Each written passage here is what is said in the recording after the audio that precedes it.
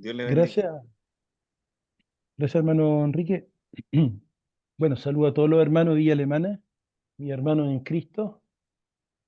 Eh, Quiero bendecir sus vidas, hermanos queridos, y bueno, siempre es una bendición, un placer también poder compartir fuera de la iglesia local, ¿no es cierto? Y poder ser un aporte a otros hermanos, amén.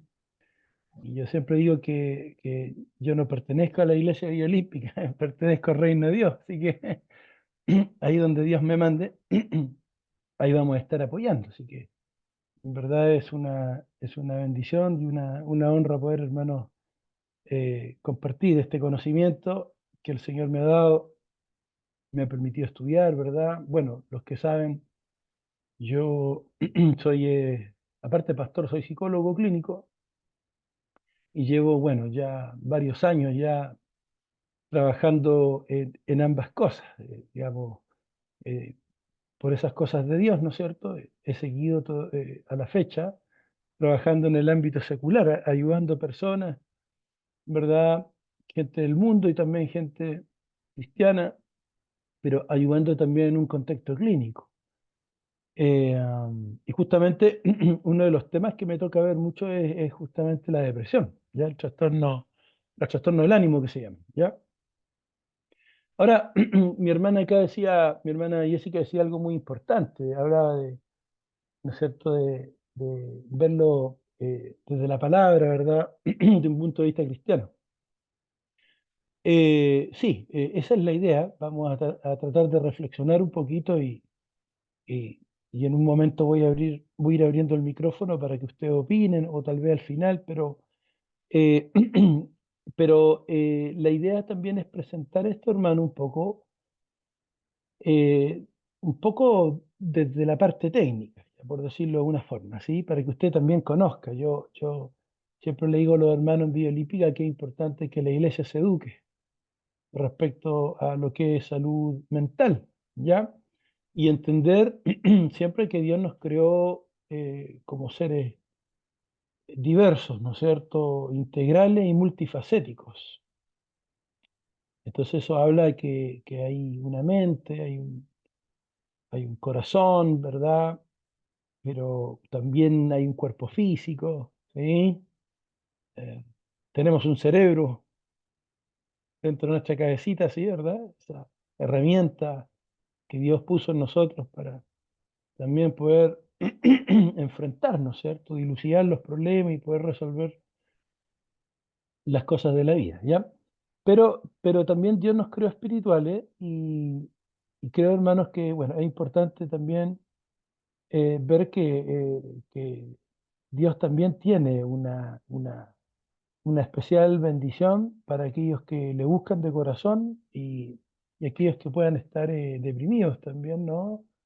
O pasar por una depresión, bueno, que está esa esperanza, ¿no es cierto?, de que podemos aprender en las pruebas, podemos aprender en las diversas crisis o situaciones de la vida que nos tocan vivir, aprender a tener una actitud, amén, a desarrollar una actitud distinta con la ayuda del Espíritu Santo y como bien explica la palabra, incluso gozarnos, amén, tener una actitud de gozo, ¿verdad? De afrontamiento cristiano en medio de nuestras vivencias difíciles, ¿ya? Eso nos diferencia del mundo, amén. Nosotros tenemos una esperanza, ¿ya? Una esperanza, y no solo en la vida venidera, ¿verdad? Sino que tenemos una esperanza de vida abundante acá en la tierra, y la vida abundante justamente va a implicar qué cosa, bueno, libertad, ¿no es cierto? Del pecado, de la culpa, de la condenación, cosas que muchas veces permanecen en la vida de los creyentes o surgen, digamos, en la mente, en el corazón de esa persona, el mismo sufrimiento. Así que, bueno, vamos a ver un poco el tema de hoy. Voy a compartir la pantalla acá. Ya. Ahí está. Ahí está. Espero que se vea. ¿Sí? ¿Ustedes cómo me escuchan el audio? ¿Sí? Bien, Súper. pastor, Ah, bien. genial. Ya, maravilloso. Bien. Bien, entonces vamos a ampliar esto acá. Bueno, yo le puse acá como Consejería Pastoral Integral de la Depresión, ¿ya? Porque es algo, no solamente mi intención es hablarles de la depresión, sino que también, bueno, primero entender qué significa este problema, ¿verdad?, de salud mental, en qué consiste, qué es la gatilla, ¿verdad? ¿Qué dice la Biblia un poco al respecto? Pero ya en la parte final, bueno, que ustedes puedan comprender ahí, tener a su haber algunas herramientas que les pueden ayudar, ¿sí? Para ayudar a otros, ¿no es cierto? Puede que muchos de ustedes, se me ocurre que varios son líderes, o están sirviendo, van a servir, y bueno, siempre es bueno contar, ¿no es cierto?, con algunas cosas, algunos conocimientos para poder intervenir en conversaciones pastorales, ¿no es cierto?, de consejería pastoral con nuestros hermanos, ¿ya? Así que un poco esa es la idea, ¿ya? Bueno, un texto me gusta mucho que es bastante esperanzador. Dice, a todos los que se lamentan en Israel les dará una corona de belleza en lugar de ceniza, una gozosa bendición en lugar de luto, una festiva alabanza en lugar de desesperación. Ellos en su justicia serán como grandes robles que el Señor ha plantado para su propia gloria. Isaías 61:3, ¿verdad? Hay, como le decía antes, hay esperanza, amén. Esperanza en el tiempo futuro, pero también tenemos esperanza, ¿verdad? Para el tiempo presente, amén. Y también confiamos, ¿no es cierto?, que, bueno, que nada se va a comparar, ¿verdad? Lo que viene, digamos, en la gloria venidera, ¿sí?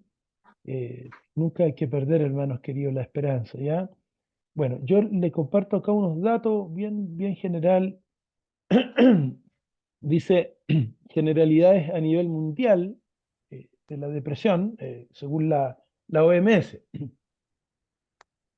Dice la depresión es una enfermedad frecuente en todo el mundo, pues se estima que afecta a un 3,8% de la población, incluido un 5% de los adultos y un 5,7% de los adultos de más de 60 años. A escala mundial, aproximadamente 280 millones de personas tienen depresión. La depresión es la principal causa mundial de discapacidad y contribuye de forma muy importante a la carga mundial general de morbilidad. Y cada año se suicidan, por este mismo problema de depresión, se suicidan más de 700.000 personas. ¿Ya? Estos son algunos datos para que ustedes tengan ahí a mano. ¿Ya? Encuesta Nacional de Salud, esto del 2017, pero la verdad es que son encuestas que se hacen, no se hacen a cada rato, todos los años, se van haciendo eh, eh, después de una cantidad de años, se hacen estas encuestas, digamos, entonces esta tampoco es tan antigua. Dice, en Chile, el 15,8% de la población general mayor de 18 años informó haber experimentado síntomas depresivos en el último año, es decir, sentimientos de tristeza y pérdida de interés o capacidad de disfrutar. Esto ya es de Chile, ¿sí? 6,2% de los chilenos encuestados fueron diagnosticados con depresión y fíjense que el promedio mundial es alrededor del 5%. O sea, ya comparándonos nuestra realidad nacional con el promedio mundial, ya estamos pasados, ¿sí? En buen chileno está pasado el tejo, ¿se fija? Con un 6,2. Eh, dicho sea de paso, la salud mental en Chile es muy mala, digamos, y el problema es que no solamente que sea mala la salud mental del chileno, sino que lamentablemente la inversión del Estado en materia de salud mental es de una de las más paupérrimas, diría yo. Ya, o sea, hermano, es un porcentaje ínfimo, no tengo el dato más reciente, pero años atrás, me acuerdo, no era más no alcanzaba ni el 4%, hermano, digamos. O sea, si en salud, imagínense cómo se quejan en los hospitales, los trabajadores de la salud general, por todas las deficiencias que hay, ¿no es cierto?, los déficits económicos para cubrir el trabajo de salud en nuestro país, mejor no le cuento de la salud mental, ¿ya? Porque es un gran problema. Yo estoy contextualizando, yo sé que usted se está dando cuenta, un poco para entender, hermano, también poder entender que esto igual es un fenómeno que muchas veces va a permear en la vida de los creyentes, justamente porque, digamos, eh, somos impactados también, como el resto del mundo, digamos, en ese sentido no, digamos, no por ser creyente evangélico uno no va a padecer problemas de salud mental, eso es un mito, ¿ya? Y por cierto, si usted lo mira de forma bíblica, sufrimos enfermedades físicas y mentales justamente porque vivimos en un mundo caído, ¿ya? O sea, aparte, ¿no es cierto?, de experimentar, de experimentarse las secuelas o todas las consecuencias del pecado original, vivimos en un mundo, hermano, que aunque la persona no quiera enfermarse, pero todo lo que acontece a nuestro alrededor, ¿verdad? El pecado de este mundo caído, hermano, de alguna manera nos va a hacer sufrir, ¿ya? Van a haber eventos que usted no va a gatillar, pero va a sufrir por pecados de terceros, ¿ya? Entonces eso le va a terminar afectando igual, ¿ya? Ahí vamos a ver algunas causas de la depresión un poquito para ejemplificar eso, ¿ya? En las mujeres, si ustedes me siguen con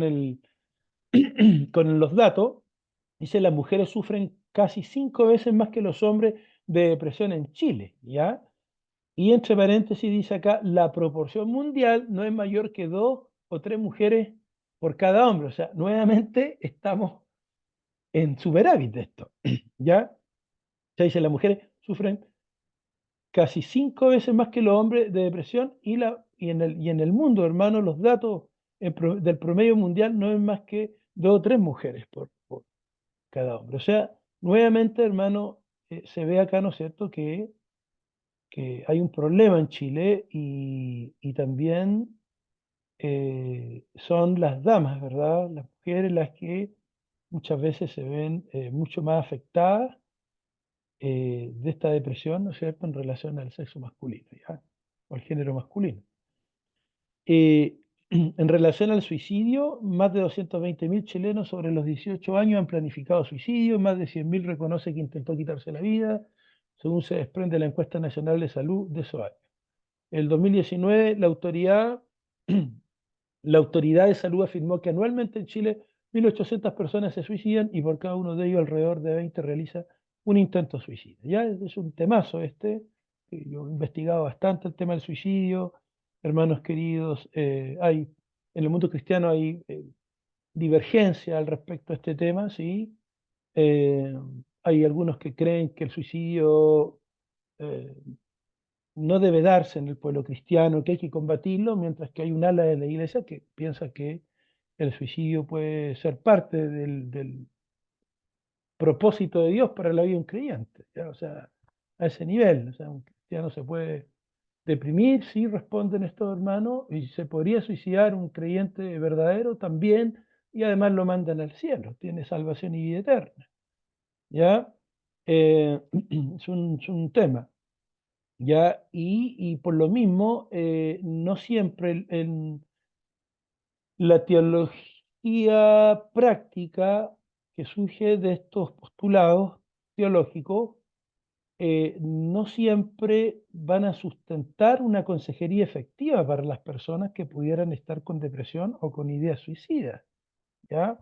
Vale decir, yo puedo tener una actitud un poco displicente en la consejería frente a alguien que está depresivo y suicida, versus, ¿no es cierto?, tener una actitud mucho más activa, ¿ya? Al respecto. Y ahí, bueno, no voy a entrar más en detalle, pero respecto a estas diferentes perspectivas de la consejería cristiana en el mundo, está el problema, ¿no es cierto?, de cómo enfocamos el sufrimiento humano, ¿ya? Es un gran tema, hermano, porque el mismo asunto hay una ala de la iglesia que piensa que el suicidio, eh, eh, o sea, el sufrimiento, perdón, es un fenómeno que van a experimentar los cristianos, que es parte del plan de Dios para el hombre, justamente porque vivimos en un mundo caído, entonces vamos a sufrir, y en eso yo estoy de acuerdo, incluso, digamos que podemos, digamos, sí o sí vamos a experimentar el sufrimiento, ¿ya? Pero hay otra ala de la iglesia que no solamente es- eh, cree que el sufrimiento es parte del propósito de Dios para el hombre, sino que el problema ahí es que surge que no siempre se intenciona la salida para el sufrimiento, ¿ya? Eh, vale decir, se aprecia el sufrimiento casi como un don, como un regalo de Dios para el creyente, ¿ya? Y hay una hermenéutica a veces un poco equivocada. Por ejemplo, se cita Romanos capítulo 5 para explicar, por ejemplo, que el sufrimiento es algo que produce fruto en la vida del creyente, que es algo bueno, que es algo benéfico, ¿ya? Pero respecto a la primera postura, en la cual yo soy partidario, el sufrimiento está en la vida del creyente, pero el sufrimiento no es algo que produzca fruto.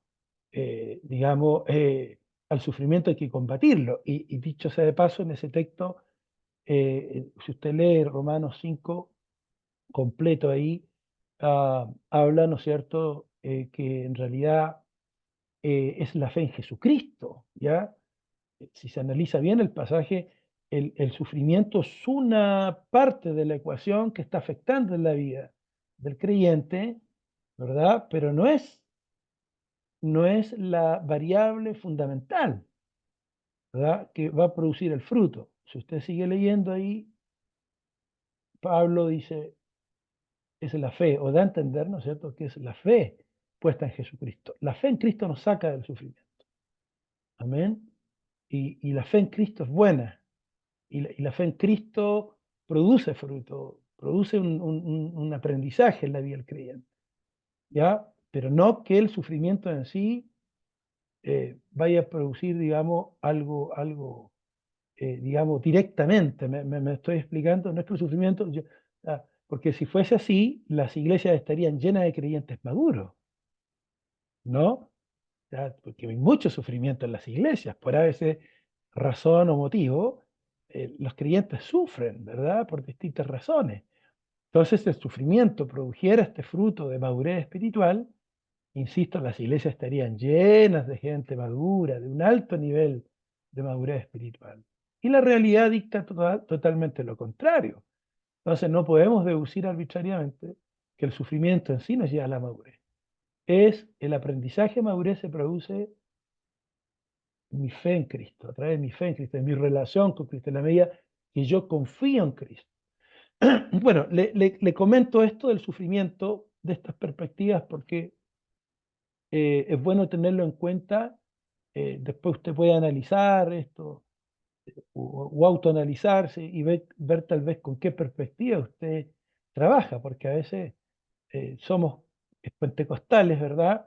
Pero a veces nuestra perspectiva de la consejería cristiana no es muy pentecostal, a veces más bien reformada, en el sentido o sea, que pensamos que todo esto, o sea, que qué bueno que sufre el hermano, porque esto le da la gloria a Dios, ¿verdad? O sea, que bueno que tiene cáncer el hijo, ¿no? Y entonces no nos dolemos, no oramos por esa familia, no pedimos por un milagro, ¿verdad? Porque creemos que eso está simplemente en el propósito de Dios, o alguien que está con depresión, ¿verdad? Bueno, sí, bueno, hay que ayudar a la persona, pero si no se mejora, bueno, eh, eh, probablemente Dios tenía predeterminado esto, ¿no es cierto? De antes de la fundación del mundo, y ya en su propósito para este hermano ya tenía que iba a estar en una depresión grave, muy difícil de salir, complicada. Entonces, bueno, ¿qué podemos hacer? ¿No? Podemos ayudarlo, pero ¿qué pasa si estamos atentando contra la soberana voluntad de Dios? Tengamos cuidado, dicen estos hermanos,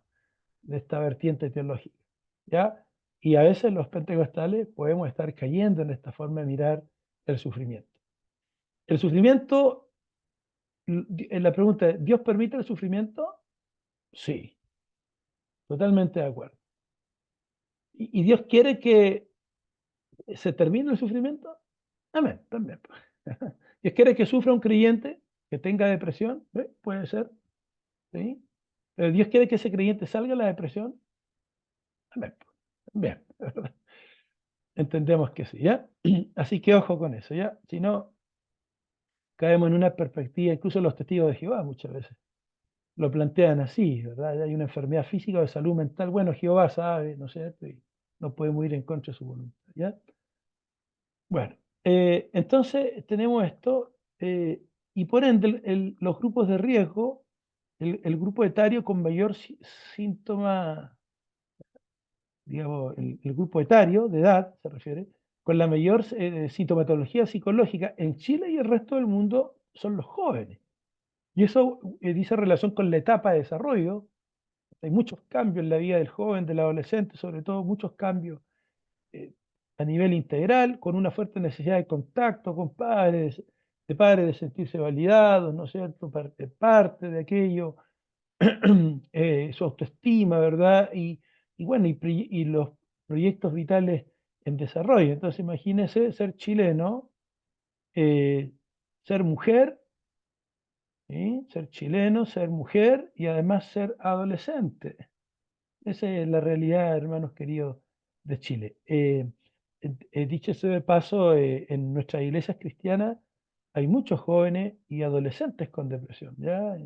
No digo solamente en asamblea, en las iglesias cristianas en general nos encontramos con muchos jóvenes y también con mucha población infanto-adolescente con depresiones graves, a veces con ganas de morirse los chicos, sí.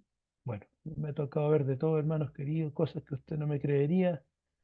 Amén, de jóvenes, de hijos de creyentes, fieles, que sirven en la iglesia, líderes, y el hijo, ¿verdad? Con una tremenda depresión, con ganas de suicidarse, ¿ya? Entonces, bueno, debemos tener ese discernimiento para ver qué pasa con nuestros hijos también, ¿verdad? Bueno, hay varios trastornos del ánimo, yo no me solamente los puse acá, hermano, en el área de los trastornos del ánimo, acá quiero hablar como clínico. Bueno, está la depresión mayor, que es lo que vamos a hablar más. La distimia, dicen los médicos, que es una cosa, como una depresión, como que es parte de la personalidad de alguien, ¿ya? Alguien que siempre anda triste, como un poco los monos animados, los más antiguos se deben acordar de Leoncio y Tristón, ¿ya? Tristón era, irónicamente, era la hiena, las hienas que se rían, ¿verdad? Y Tristón era el personaje que siempre andaba triste, con la nube negra arriba, ¿ya? Entonces, hay gente que es así como Tristón, ¿no? Es una personalidad un poco arraigada a la pena, tienen un temperamento melancólico, ¿verdad? El duelo, el duelo está dentro de los trastornos del ánimo. Todos sabemos que el duelo es una reacción a la pérdida, absolutamente normal, ¿ya? Eh, el duelo puede producirse, ¿no es cierto?, cuando fallece un familiar, por ejemplo, pero pues, también debido a otros tipos de pérdidas, ¿ya? También a un chico, un niño lo cambian, el papá lo trasladan de Coyhaique a Arica por su trabajo, después de 10 años en el colegio y lo desarraigan de ese contexto de su barrio, del colegio, se aleja de la familia, ¿verdad? Y el niño que va a experimentar una reacción de duelo, ¿sí? Ya, en los duelos, hermanos queridos, fíjense que tienen varios síntomas muy similares a los de la depresión. Ya, o sea, la gente está, bueno, con, con el ánimo muy bajo, ¿no es cierto? Falleció un familiar, hay una pérdida, y bueno, hay una tristeza ahí donde la persona está acongojada, hay un estado anímico muy bajo, la persona llora, ya, pero por ejemplo, a diferencia de la depresión, en el duelo no hay culpa, ¿ya? Generalmente la gente cuando tiene una depresión mayor siente un fuerte componente de culpa, ¿ya? En el duelo no es tan así, ¿ya? Como vamos a ver de ahí en la depresión, por ejemplo, se afecta mucho el sueño, ¿ya? El tema del buen dormir, en el duelo no es tan así tampoco, ¿ya? En un duelo, si bien la reacción puede ser bastante intensa a nivel psicológico, emocional, y la persona tal vez va a necesitar una licencia médica, pero ya a las 2, 3 semanas, al mes, tal vez ya puede volver a trabajar. En la depresión no siempre es así, la depresión es mucho más incapacitante que el duelo. ¿Ok? Ya un poco para hacer algunas diferencias. Bueno, la bipolaridad también es un problema, hermano, que está en el mundo y también en las iglesias a veces encontramos hermanos, y esta es una enfermedad biológica, ya no es que al hermano se le ocurrió ser bipolar, ¿verdad? Sino que la verdad es que tiene fuertes componentes biológicos. Se desencadena por factores del ambiente, estresores fuertes, crisis en la vida de la persona, esos son los gatillantes, pero ya la persona trae una fuerte genética, ¿ya? Y cuando se desarrolla la enfermedad necesitan medicación porque digamos, hay una desregulación del ánimo muy, muy acentuada, ya sea que la persona pase por depresiones muy profundas con ganas de matarse, o ya sea que pase, ¿no es cierto?, después a una etapa de manía, ya donde la persona, bueno, tiene alegría exacerbada, donde no duermen, en esa etapa de manía pueden estar 4 o 5 días sin dormir, ya sin comer, la autoestima crece, se creen la última chupa del mate, gastan las tarjetas de crédito, invitan a los amigos, una cosa bastante, eh, digamos, psicótica que sea, por decirlo de una manera, ¿ya? Se pierde un poco el juicio de realidad también en esa etapa maníaca. Ya, y la ciclotimia es una personalidad bipolar, ya no alcanza para diagnosticar a la persona como bipolar, pero también tiene a veces exacerbaciones del ánimo, son a veces en la iglesia podemos advertir hermanos así como muy motivados, ¿no es cierto? Ya que están ahí embalados, como decimos, con el servicio a Cristo, hagamos esto, hermano, ¿no? Y te fijas y de repente el ánimo muy elevado, ¿no es cierto? Tenemos que hacer esto, pastor, le dicen el pastor, hay que elevar la bandera de Cristo, vamos a evangelizar a todas partes, y hay uno ve al hermano súper motivado y a la otra semana cambió el switch, y es notorio, o a los días después anda todo deprimido, bajo, o pasó algo y el ánimo cambió, al punto de despreciarse, verse como un gusano. A propósito de esto, en el duelo, en la diferencia entre duelo y depresión, yo le decía, en la depresión hay mucha culpa, entonces la persona a veces es como Job, ¿ya? ¿Se acuerda Job cuando él está en su estado ahí, está con una depresión reactiva de duelo, él, pero una depresión muy fuerte, y él en un momento llega a maldecir el día en que nació, ¿no es cierto? Maldito sea el día en que eh, nació varón, ¿sí? Y él, hermano, se llega a menospreciar, ¿ya? Eh, Esa culpa aparece justamente en la depresión. En los duelos no siempre, en los duelos, digamos, normales, no siempre aparece tanto ese sentimiento de autodesprecio, ¿ya? Un poco eso. Bueno, ahí está la descripción de la depresión mayor. Se trata entonces de un trastorno que incluye una combinación de síntomas que interfieren con la capacidad para trabajar, estudiar, dormir, comer, etcétera. Es un trastorno, hermanos queridos, ¿ya? Es bueno llamarlo así, ¿ya? Porque hay que hacer la diferencia, como vamos a ver de ahí, que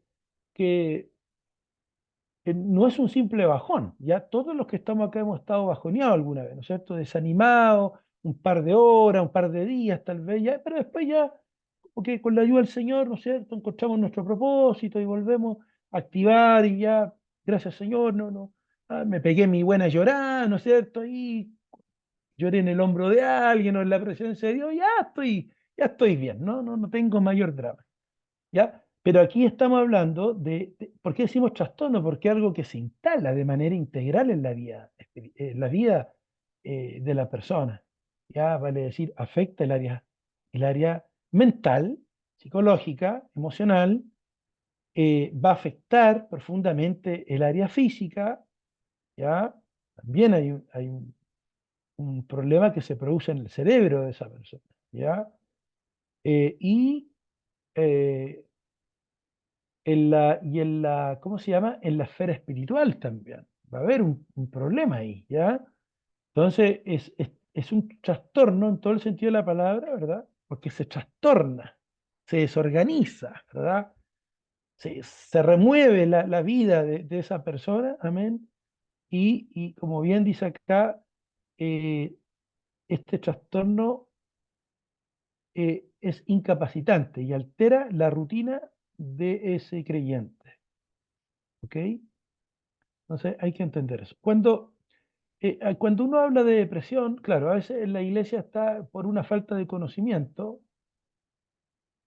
A veces, claro, se dice, no, el cristiano no debe estar depresivo, eso no existe porque yo estuve un día, o sea, estuve 2 días depresivo y Dios me sacó y es una cosa de voluntad y creerle al Señor, pero nadie está depresivo 2 días, no existe, eso es un bajón. Entonces la persona no ha experimentado una depresión, ¿ya? Habla desde su experiencia, que estuvo, como le digo, bajoneado 1 hora, un par de días, y él creía que tenía depresión, pero ya vamos a ver a continuación que la depresión es mucho más compleja y tiene, como le digo, todas estas concomitantes psicológicas, físicas y espirituales. Es interesante en Primera de Reyes capítulo 19, siempre me ha llamado la atención, hermanos amados, cuando el profeta Elías está en el desierto, ¿se acuerda usted? ¿Ya? Está en el desierto ahí, de camino, había huido de la reina Jezabel, después de haber servido a Dios, ¿no es cierto? De una manera empoderada ahí, lleno del espíritu, ¿no es cierto? ¿Sí? Obrando en hechos portentosos ahí contra los Baales, tremendo. Y después, hermano, hay una amenaza, parecía que estaba un poco vulnerable Elías después de tanto ajetreo, de tanto trabajo para Dios, ¿no? Y algo pasa que bueno, sale arrancando, hermano, en esa percepción de amenaza que él tiene de la situación. Y la Biblia, hermano, describe un cuadro de estrés crónico del profeta que eh, eh, eh, termina finalmente en una depresión, ¿ya? Hasta el punto que él le pide a Dios que le quite la vida. Basta ya, Señor, quítame la vida, no soy mejor que mis padres, ¿verdad? Él desea morirse. No sé si alguno de ustedes alguna vez le ha dicho al Señor, Señor, ¿sabe qué? Estoy tan agotado, llévame mejor, Señor, sácame de esta vida, tal vez es mejor ir a dormir ahí con los patriarcas, no sé, ah, o llame al cielo, Señor, no sé, yo tal vez estoy puro hinchando en esta vida, ocupando aire, ¿no es cierto? Y es mejor estar contigo. Y además que Pablo lo dice, Señor, ahí en la palabra, mejor me es estar con Cristo que, ay, ya, entonces, y anhelamos, igual que Elías, hermano, a veces morirnos, ¿ya? En medio de esos tiempos difíciles, ¿ya?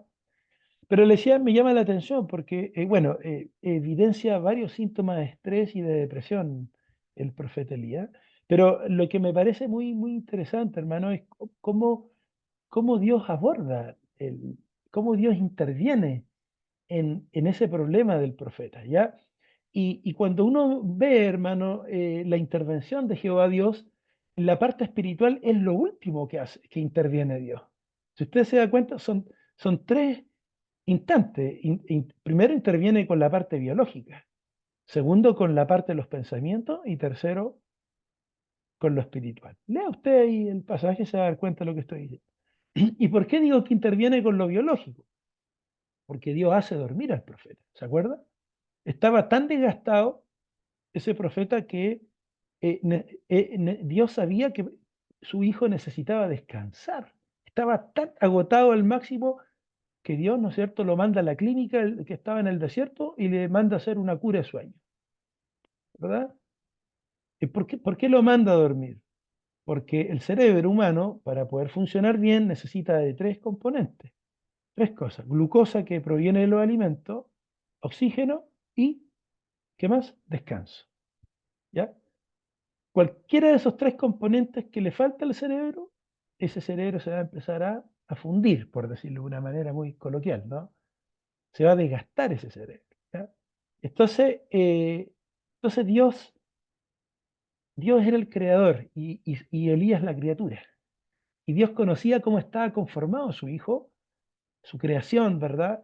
Y lo manda a dormir. Incluso después despierta, le- se alimenta, se hidrata y Dios lo vuelve a mandar a dormir. Ya métete de nuevo a la clínica, le dice, y lo manda. ¿Sí? Dígame hasta dónde hay intervención, que mandó gente para que orara por él, para que lo cubrieran. Nada, lo- trabajó con la biología, hermano, con el cerebro del profeta, con su cuerpo físico. Y dice que después que Elías tuvo fuerzas, siguió adelante. Mire qué interesante. ¿Ya? Y siguió adelante, ¿verdad? Y después está en la cueva, porque él todavía estaba con sus pensamientos muy deprimidos, pensamientos deformados, ¿no es cierto? Que muchas veces sustentan la depresión también, mantienen a la gente en depresión. Y ahí es donde el Señor deshace esos pensamientos negativos del profeta. ¿No es cierto? ¿Se acuerda que lo llama fuera de la cueva y le dice, Elías, ¿verdad? ¿Qué estás haciendo acá? Y le hace que se cuestione un poquito o sea, un hijo de Dios, Elías, digamos, ¿qué estás haciendo aquí, no? Y ahí Elías, bueno, tira sus justificaciones, sus argumentos y, bueno, Dios desarma los pensamientos negativos del profeta. Y finalmente lo manda a, a trabajar en lo espiritual, a ungir, ¿no es cierto?, a un rey y después también al profeta Eliseo que lo iba a reemplazar después en la parte ministerial. ¿Ya? La parte espiritual aparece al fin. ¿Ya? Bueno, pero sí lo espiritual está, creo que en todo el proceso, ¿no? Porque Dios también, bueno, va trabajando, no siempre se advierte, pero en todo ese proceso Dios está trabajando con el corazón de un hijo que aparecía en el capítulo 18 de Primera de Reyes lleno del Espíritu Santo, ¿no? Pero ya en el capítulo 19 lo vemos totalmente vulnerable. ¿Ya? Y eso nos debe enseñar a nosotros, ¿verdad? De que no somos infalibles. Amén. Nunca se olvide de eso, ¿verdad? ¿Ya? Entonces, bueno, quería contarle eso porque muchos hermanos dicen, no, si la depresión no existe. Bueno, ahí hay un ejemplo de la Biblia, ¿no? Que sí existe, ¿ya? Y y entender que si Dios trabajó en la depresión de su hijo de una manera integral, nosotros debemos hacer lo mismo en la iglesia. También debemos ver este problema y abordarlo de una forma integral. Y no solamente mirar el área espiritual, ¿no es cierto? O no solamente irnos a lo psicológico en extremo, o solamente lo físico, no, hermano, todo, digamos, en su proporción, en su equilibrio. Entonces acá hay unos criterios, les voy a mencionar algunos, hermanos, rapidito. Esto es un manual de psiquiatría, el DSM-5, dice que técnicamente tienen que haber 5 o más de los siguientes síntomas presentes por 2 semanas y representan un cambio del funcionamiento previo. O sea, para hablar de un trastorno depresivo, tienen que darse 5 o más de estos síntomas y deben estar presentes por 2 semanas, no por 2 horas o 2 días. 2 semanas, ¿ya? Y cambia el funcionamiento de la persona. Primero, y que es muy importante, el estado de ánimo deprimido la mayor parte del día según se desprende la información subjetiva, o sea, personal, el paciente o ahí la persona se siente triste, vacío, sin esperanza, eso es lo subjetivo, cómo se analiza. Pero también puede ser de la observación de otras personas. Los familiares lo ven triste, los familiares lo ven llorando, lo ven lábil emocionalmente, muy sensible. ¿Ya? ¿Te fijas? Y ese estado de anímico, hermanos queridos, mínimo 2 semanas. Mínimo 2 semanas. O sea, puede ser que eh, la persona lleve, no sé, 3 meses, 6 meses. O sea, 2 semanas es el mínimo para diagnosticar, ¿verdad? O sea, ese estado de ánimo muy deprimido, la mayor parte del día debe darse como el piso deben ser 2 semanas, para que usted me entienda. Pero yo me he encontrado, hermano, en la consulta profesional y en consejería en la iglesia, a veces hermanos que llevan mucho tiempo. Y me ha sorprendido recibir, hermanos, en la consulta hijos de creyentes, de líderes, hasta hijos de pastores, que a hacer este análisis clínico, hermano, entre 6 meses a un año, y la familia no se había dado cuenta que ese hijo adolescente estaba en una depresión. Alguien dirá, bueno, los papás no son psiquiatras, no son médicos, no tenían por qué darse cuenta. Sí, pero hermano, a veces estamos tan pendientes de los problemas, de nuestros conflictos humanos, terrenales, a veces dedicando tanto tiempo a otras cosas que dejamos de ver, ¿no es cierto?, las necesidades, los problemas que están viviendo nuestros hijos. Amén. Me tocó ver el hijo de unos pastores que estaban ahí. El hijo llevaba cerca de un año con síntomas depresivos y hace rato venía lucubrando un plan suicida. Y cuando yo lo evalúo ahí, hermano, él ya estaba pensando en quitarse la vida. Ya, bueno, un joven de una personalidad muy frágil, muy vulnerable emocionalmente, hay que decirlo, ¿ya? Pero era un chico cristiano y sus padres eran, bueno, yo los conozco, excelentes cristianos, lindos pastores del Señor. Pero gracias a Dios, hermano, se pudo intervenir de manera integral y ese chico no se quitó la vida. Después, el tiempo después, hermano, quiso volver a suicidarse y así nos encontramos con situaciones, hermano, bien difíciles, ¿ya? De gente eh, que en las iglesias, ¿no es cierto?, están con este problema por mucho tiempo y han pasado a ser invisibles a los ojos de la familia y a veces de la misma iglesia, ¿ya? Entonces, otra cosa, otro síntoma es disminución importante del interés o el placer por toda o casi todas las actividades, la mayor parte del día, casi todos los días, ¿ya? Esa es la famosa anedonia que dicen los médicos. La anedonia es la pérdida de la capacidad de disfrutar, de sentir placer. Entonces ahí se nota mucho porque la persona ya, por ejemplo, si le gustaba tocar la guitarra, no quiere nada con la música ahora. Si era una hermana que le gustaba hacer trabajos manuales, cocinarle a los demás en la casa, si era un adulto mayor que le gustaba jardinear, cuidar sus plantitas, ¿ya? Lo que se observa es que esa persona ya no quiere nada con eso. Y uno dice, pero ¿por qué si le gustaba tanto y ahora no pesca, ¿no es cierto? No quiere nada con ese hobby, con esa actividad. Es porque está muy deprimido, ¿ya? La libido, digamos, el deseo sexual disminuye. Es muy común, uno en una entrevista clínica le pregunta a los pacientes, a las personas, bueno, ¿y cómo está el deseo sexual? No, nada. ¿Y está teniendo relaciones con su esposo? No, nada, nada. Hace mucho tiempo, ¿ya? Entonces, ok. Tercero, hay una pérdida importante de peso sin hacer dieta o aumento de peso, bien, lo contrario, ¿no es cierto? O disminución o aumento del apetito casi todos los días. ¿Ya? O bajan de peso, hasta un 5% a veces, ¿no? Sin hacer dieta, ¿no? Porque dejan de comer, no tienen hambre. Y ahí, ¿no es cierto? Porque hay una disminución del apetito. O empiezan a aumentar de peso justamente porque comienzan a comer mucho, por la ansiedad que muchas veces también está presente en la depresión. Número 4, hay insomnio. La persona tiene problemas para dormir en la noche, o lo contrario, la hipersomnia, que es dormir en exceso. Y ya sea el uno o el otro se da casi todos los días. ¿Ya? Probablemente Elías venía con problemas de insomnio. Yo intuyo eso, porque Dios lo manda a dormir. O sea, probablemente ese tipo no estaba descansando, no estaba durmiendo, ¿no? Estaba con tanto ajetreo y tanta preocupación y muy orgulloso, ¿no es cierto? Como dice el texto bíblico, que él era el único que podía, ¿verdad? Ajá, llevar la obra de Dios adelante. Ya no había, ya, el único justo. Era medio orgulloso Elías, ¿sí? Entonces ahí probablemente estaba ese problema, ¿no? ¿Me entiende usted?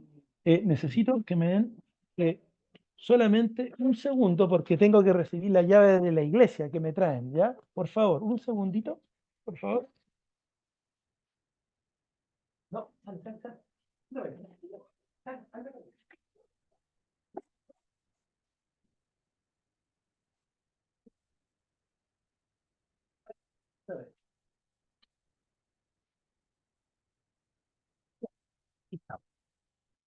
Volvimos. Ya, mi hermano. Ok. Así que ya, ahí está el gran problema del insomnio, ¿no es cierto? Y bueno, eh, es muy evidente cuando alguien tiene una depresión mayor instalada y hace tiempo, es muy evidente el tema del insomnio, sobre todo el insomnio. Los adolescentes, pues si algunos tienen hijos adolescentes o trabajan con adolescentes en su iglesia, a veces duermen más o sea, hacen más hipersomnia.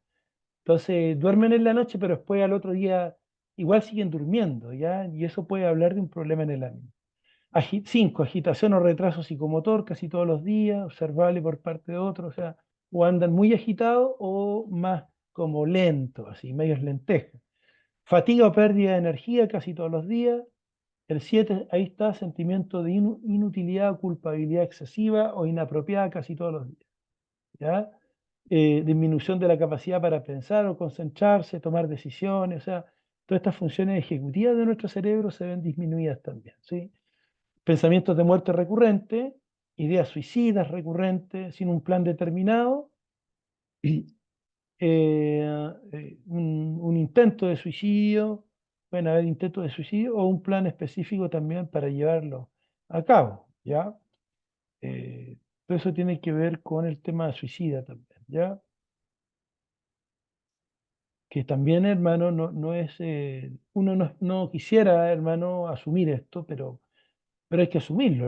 Hay cristianos que pasan por depresiones muy profundas y, bueno, y no solamente se quieren morir como Elías, sino que muchas veces quieren suicidarse, ¿ya? O sea, porque hay una diferencia entre, o sea, si yo me quiero morir, igual es una ideación de muerte, suicida, pero es más pasiva, no hay una intención, ¿ya?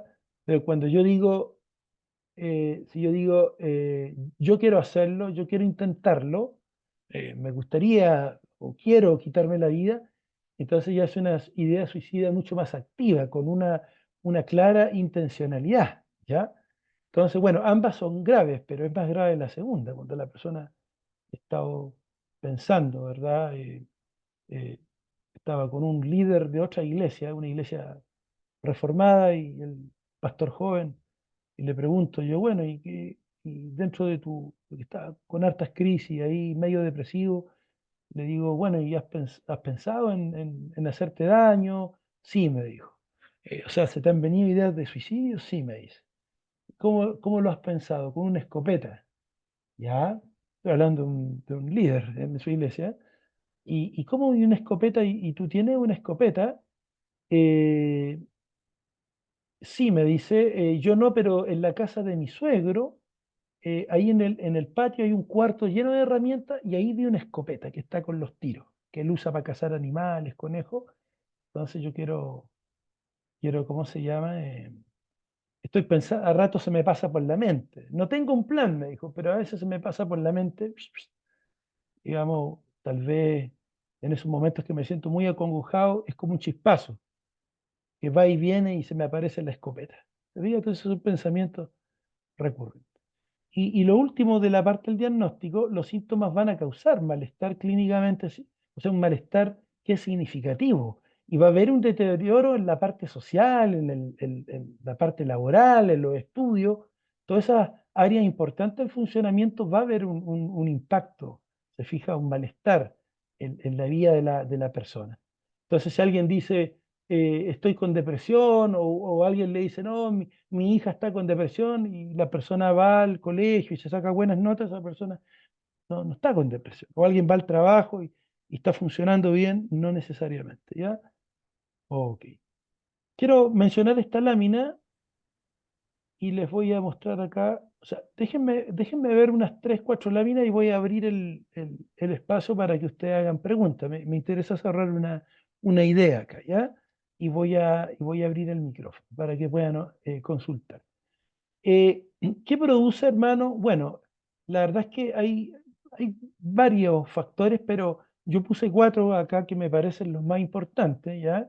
En los factores genéticos, eh, eh, sí, hay que decirlo, que se han hecho muchos estudios, investigaciones en esta área de la depresión, ¿sí? Y pues esto se llama, se ha descubierto que la gente que tiene depresión, probablemente, o sea, una persona que desarrolla un cuadro depresivo, probablemente tuvo familiares, su mamá, su papá, un hermano, sus abuelos, los tuvo con depresión, tuvieron depresiones o sufrían de depresiones también ellos. Entonces ahí se habla de un factor genético, que no tiene nada que ver, hermanos, con una maldición generacional, que hay que romper en el nombre del Señor, no tiene nada que ver con eso. Estamos hablando simplemente de una genética que a la persona la predispone simplemente, ¿ya? ¿Ok? Esto es como los hijos de alcohólicos, por ejemplo, tienen más probabilidad de hacer un alcoholismo porque también se ha estudiado los genes del alcoholismo, ¿ya? pero son cosas genéticas, no son maldiciones, ¿ya? Eso tiene que quedar claro, ¿ya? Hay depresiones eh, que son genéticas, que son las famosas depresiones endógenas, ¿ya? Son muy genéticas, ¿ya? Las depresiones bipolares son muy genéticas también, ¿ya? Muy biológicas y muy genéticas, ¿sí? Eh, las depresiones endógenas son depresiones donde la persona, hermanos queridos, no necesariamente le tiene que ocurrir algo malo para deprimirse, se deprimen de la nada, ¿ya? El hijo del pastor Rick Warren, que cometió suicidio él, muchos años atrás, Matthew se llama él, un lolo como de 20 años, él, bueno, hijo del pastor que escribió Una vida con propósito, ¿ya? Creo que muchos leímos ese libro, o La iglesia con propósito, ¿no es cierto? También estuvo muy vigente el material del pastor Rick Warren. Bueno, el hijo tenía esta depresión endógena y el papá decía, bueno, nosotros luchamos toda la vida, de que era chiquitito, batallamos contra esta depresión de nuestro hijo, que venía de la nada, ¿ya? Y lo trataron, bueno, pero algo pasó, hermanos, que ahí lamentablemente el chico terminó suicidándose. Esos son factores fuertes que a veces hay ahí. Están los factores bioquímicos, ¿ya? Los factores, bueno, esto quiere decir ya, más que nada, hermano, que hay que entender que pueden haber eh, desbalances también, ¿verdad? Desniveles de todo lo que tiene que ver con la neurotransmisión en nuestro cerebro, ¿ya? Con estos famosos neurotransmisores, la dopamina, la noradrenalina, la serotonina, todos estos, ¿verdad? Químicos que mantienen, ¿verdad?, en buen funcionamiento también nuestro cerebro. A veces se producen estos desajustes y también se puede producir, ¿verdad?, una depresión. Los psiquiatras, cuando reciben a una persona está muy deprimida, le mandan a hacer examen de la tiroides, porque cuando hay un hipotiroidismo grave, severo, se producen también síntomas depresivos severos también. Entonces, siempre, eso yo lo aprendí cuando el tiempo que trabajé con médicos, siempre le mandaban a hacer al paciente el examen de tiroides para ver, para descartar, ¿verdad?, un desbalance en la tiroides. Bueno, factores ambientales y de estrés, por supuesto. Ese fue el caso de Elías, ¿verdad? El profeta. Y muchos creyentes también se exponen a periodos de estrés crónico, ¿no? O sea, vale decir, mucho trabajo, mucho que hacer, ya sea en su pega o sumado a la iglesia a veces, porque a veces son líderes también que sirven con mucho amor en la obra de Dios, pero son personas muy compulsivas en el quehacer, muy martos y martas, digo yo, y que no han aprendido a establecer límites, digamos, para su salud. Entonces le dan, y en ese quehacer compulsivo, que muchas veces ese quehacer, ese servicio está gatillado por motivaciones incorrectas, incluso, hay que decirlo, ya no siempre cuando servimos en el Evangelio hay motivaciones correctas. Muchas veces hacemos muchas cosas para Dios, pero a partir de motivaciones incorrectas, ¿ya? Y cuando hay motivaciones incorrectas, probablemente terminamos agotados y estresados y con depresión, ¿ya? Entonces, eso, el exceso de sobrecarga, de eso estamos hablando, de trabajo, de estudio, de qué sé yo, problemas con los hijos, por ejemplo, alguien que esté con sobrecarga laboral, pero además con un problema en el matrimonio, un conflicto matrimonial que se viene arrastrando por mucho tiempo. Me va entendiendo, hermanos? Todo eso es ambiental y de estrés, y va vulnerando el ser integral de ese creyente, ¿no? Y después, ¿verdad?, que cae o se desarrolla la depresión, ¿ya? Factores psicosociales, tiene que ver con esto un poquito de problemas familiares también, ¿no? O problemas, pudieran ser en el trabajo también, ¿sí? Pero lo psicosocial se relaciona bastante con, no sé, pues, experiencias de violencia, por ejemplo, de bullying, también, ¿sí? Cosas así van generando ya sea violencia en la casa o violencia en el colegio, eh, todo eso va produciendo también, ¿no es cierto?, algunos sentimientos depresivos en la persona, ¿ya? Y le menciono esto antes de dar la palabra.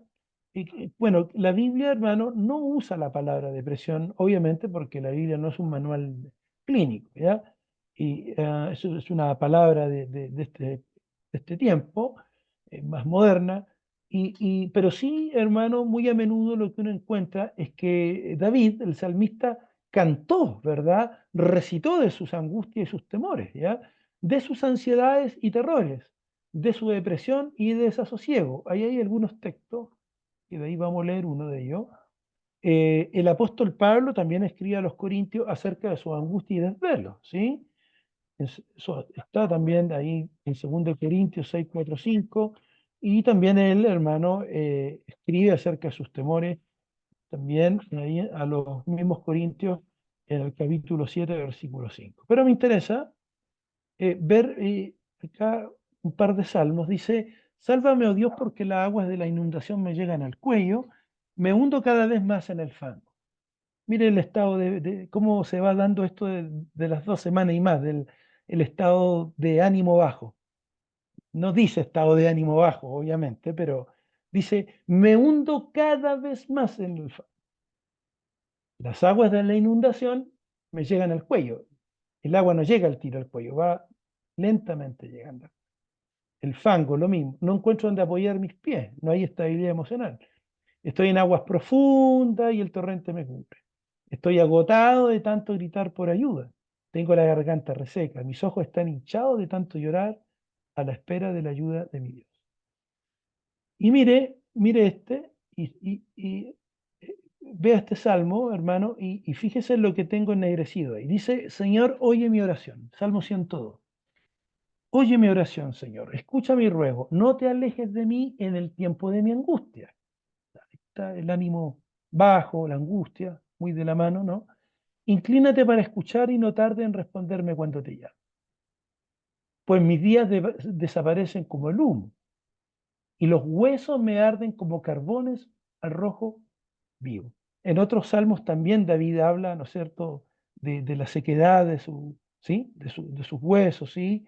Eh, Se envejecieron mis huesos, dice en el Salmo 32, ¿verdad?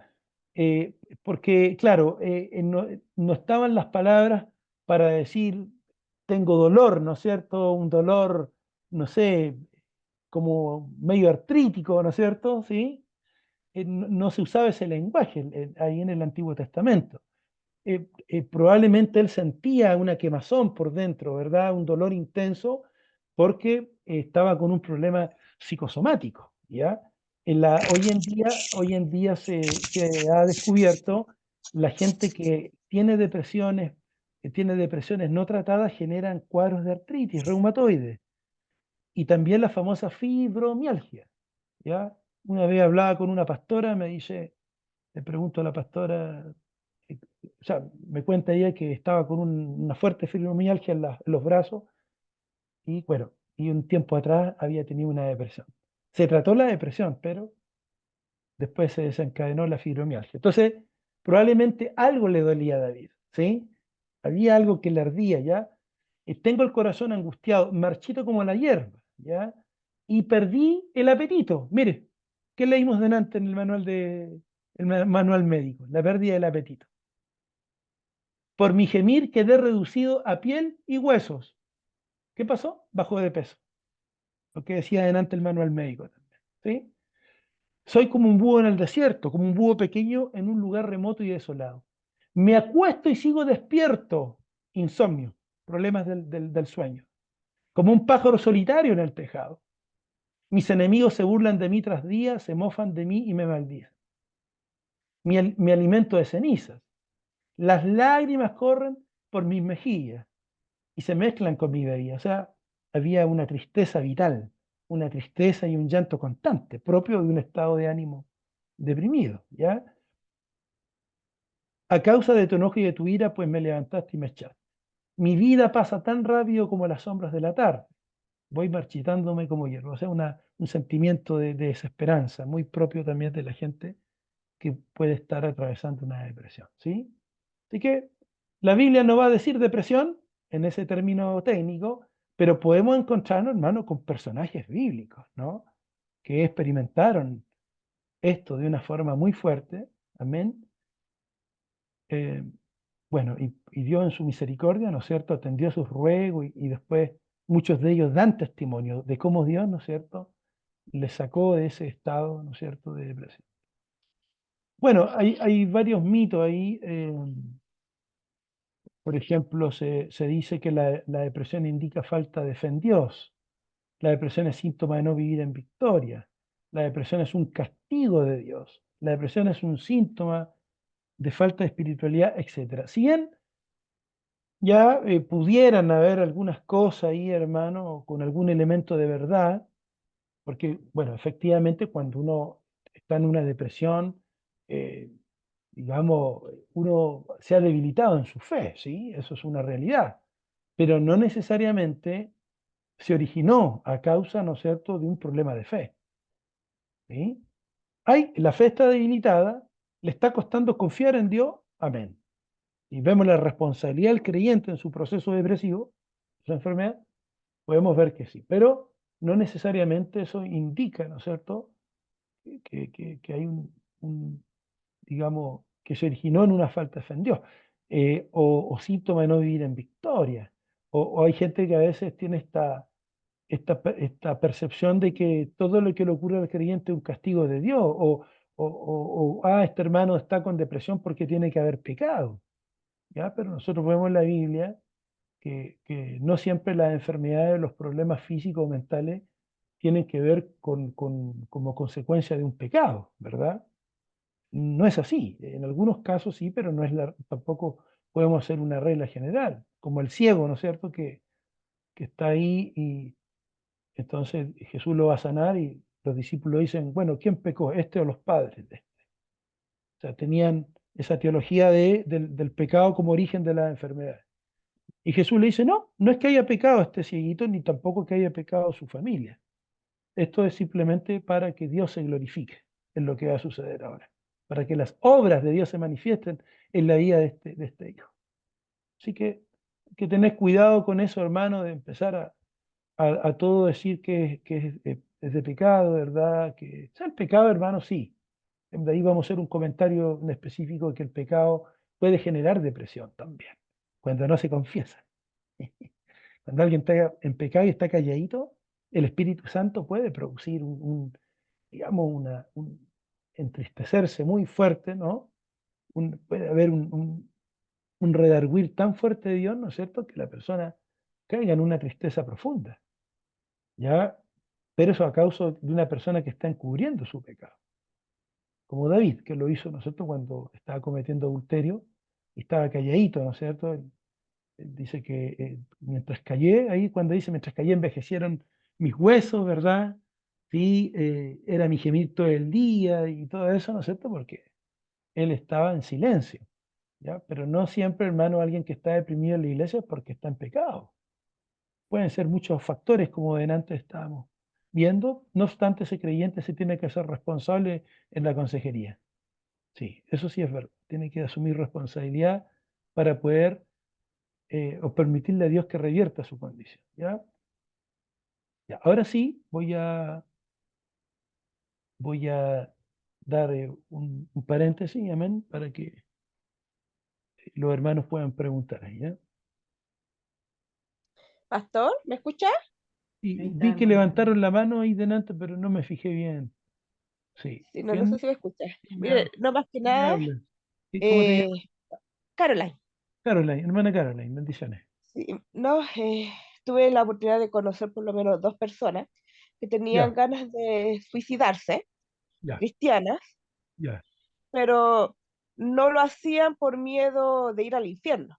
Sí, Pero el deseo de morir era tan fuerte que sí, incluso a veces pensaban cruzar la calle lentamente para que viniera una micro y las atropellara y morir. O sea, sí, sus ganas eran de morir, eran muy grandes, sí, pero quizás buscaban otras sí, formas de morir sin sí. como ellos hacerlo. No sé si me explico. Sí, porque entendía que absolutamente. si porque si ellos creían que si ellos entraran un cuchillo o se cortaban las venas, iban al infierno. Entonces, para no hacer eso, buscaban otra forma como ser Claro, atropellados.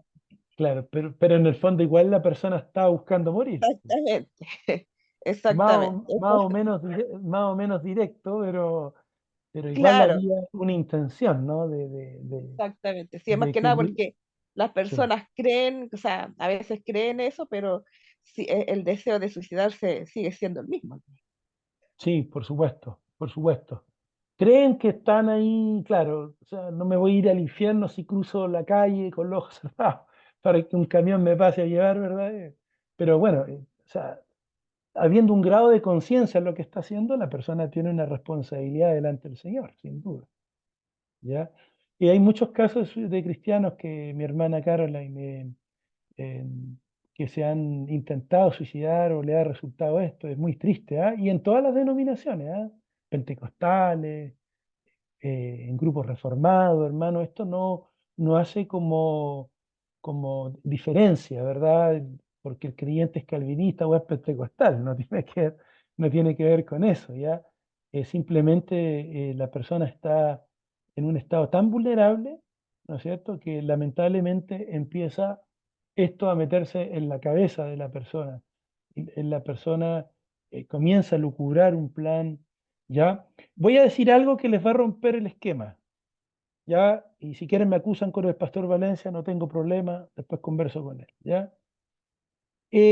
Hay un asunto en la iglesia que siempre se ha dicho, no sé si usted lo ha escuchado, alguien que se suicida, el diablo le metió en la cabeza, el diablo lo suicidó, el diablo lo hizo, no lo hizo la persona, lo hizo el diablo.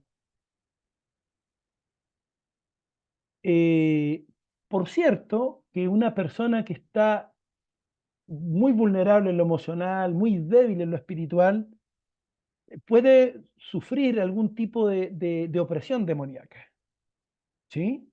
Sin duda. Pero el que toma, según la Biblia, quien siempre toma las decisiones es el ser humano. Porque ¿cómo Dios entonces le condena después? ¿O no? ¿Sí? Tiene lógica, ¿no? Claro. Si no, condenaría al diablo, ¿no? Y esa persona se iría al cielo. Entonces, ojo, el diablo interviene a veces, pero es la persona la que comete suicidio. Que, ojo con eso, porque además que eso así como yo antes hablaba de la teología reformada, la consejería reformada, que a veces tiene algún problema con el sufrimiento humano, en el sentido de darle mucho la gloria a Dios por el sufrimiento y no intervenirlo, ¿ya? Pero los pentecostales tienen ese problema que se descuelgan de la responsabilidad. Entonces el diablo el que hace esto, es el diablo el que mete pensamiento, es el diablo el que lo hizo caer en adulterio, no fue la persona, fue el diablo que al hermano lo tentó, ¿no? Y lo hizo sucumbir ante la hermanita y la vecina. Es el diablo el que le mete en la cabeza. Fíjense, es una teología muy de los pentecostales. El diablo tiene la culpa, nosotros no. Nosotros estamos eximidos de culpa, pero es el enemigo el que... Son temas. ¿Sí? Entonces debemos asumir responsabilidad y entender, hermano, que tenemos una responsabilidad como hijos de Dios. Cuando uno lee, dicho de paso, mire, cuando uno lee Efesios capítulo 6, la armadura de Dios, ¿verdad? Claro, se nos ha enseñado solamente a leer el pasaje y a entender que, bueno, tenemos que guerrear contra el diablo, poniéndonos toda esta armadura y sus componentes. Pero cuando hacemos una buena hermenéutica a ese pasaje, una buena exégesis, una buena hermenéutica nos va a llevar a tomar en cuenta toda la carta y sobre todo los capítulos precedentes. Y los capítulos precedentes vienen hablando de que fuimos predestinados en Dios, escogidos de Dios, de antes de la fundación del mundo. Habla de que somos hijos de Dios, que tenemos una identidad en Cristo. Usted va viendo lo que Pablo va hablando, o sea, lo que va dando a entender hasta llegar al capítulo 6 es que qué importante es que el creyente entienda su posición, de dónde viene, quién es como hijo de Dios, porque eso le va a permitir guerrear contra el diablo y usar bien la armadura. Lo estoy explicando bien en general, hermanos queridos, porque ya ahí ustedes pueden revisar después la carta, ¿no? pero si usted revisa, va hablando, ¿no es cierto?, del proceso del Hijo de Dios y de la seguridad de esa persona en Cristo, en su fe. Entonces, si una persona tiene seguridad en Dios, sabe quién es, conoce su identidad en Cristo Jesús, esa persona va a tener el coraje, la fuerza para usar esa armadura contra el suicidio y contra cualquier cosa. ¿Se fija? Entonces debemos disimular a los hermanos para que ellos se hagan responsables y cuando venga la depresión, aún en medio de su sufrimiento, aún en medio de su problema, puedan tener una actitud, como por ejemplo Santiago cuando dice, eh, tengan por sumo gozo, por suma alegría, cuando se hallen en diversas pruebas. Dice, por ejemplo. Entonces uno dice, no, estoy deprimido, estoy con pruebas, estoy depresivo, ¿cómo voy a tener gozo? No, lo que pasa es que está hablando de la actitud del Hijo de Dios. Es una actitud de gozo, de completud, completud cristiana de mi vida en Jesús. Por eso que tengo gozo aún en medio de la prueba. Por eso tengo una actitud acorde para enfrentar mi depresión, mi desánimo. Entonces, quiero decirle que el diablo interviene, sí, pero no es el culpable más grande. ¿Ya? Así que debemos disipular sobre esto también, mis hermanos queridos. ¿Ya? Y ojo con nuestros mitos pentecostales, porque a veces nos hacen más mal que bien y no nos responsabilizamos de nada. ¿Alguien más tiene, hermano, alguna consulta hasta acá de lo que hemos visto?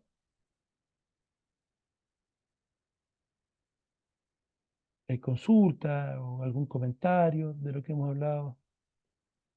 No sé si está, Pastor, está claro. ¿Sí? yo quería hacer ¿Hermano? una consulta. Sí, por favor, hermano Julio. Sí, gracias, Pastor.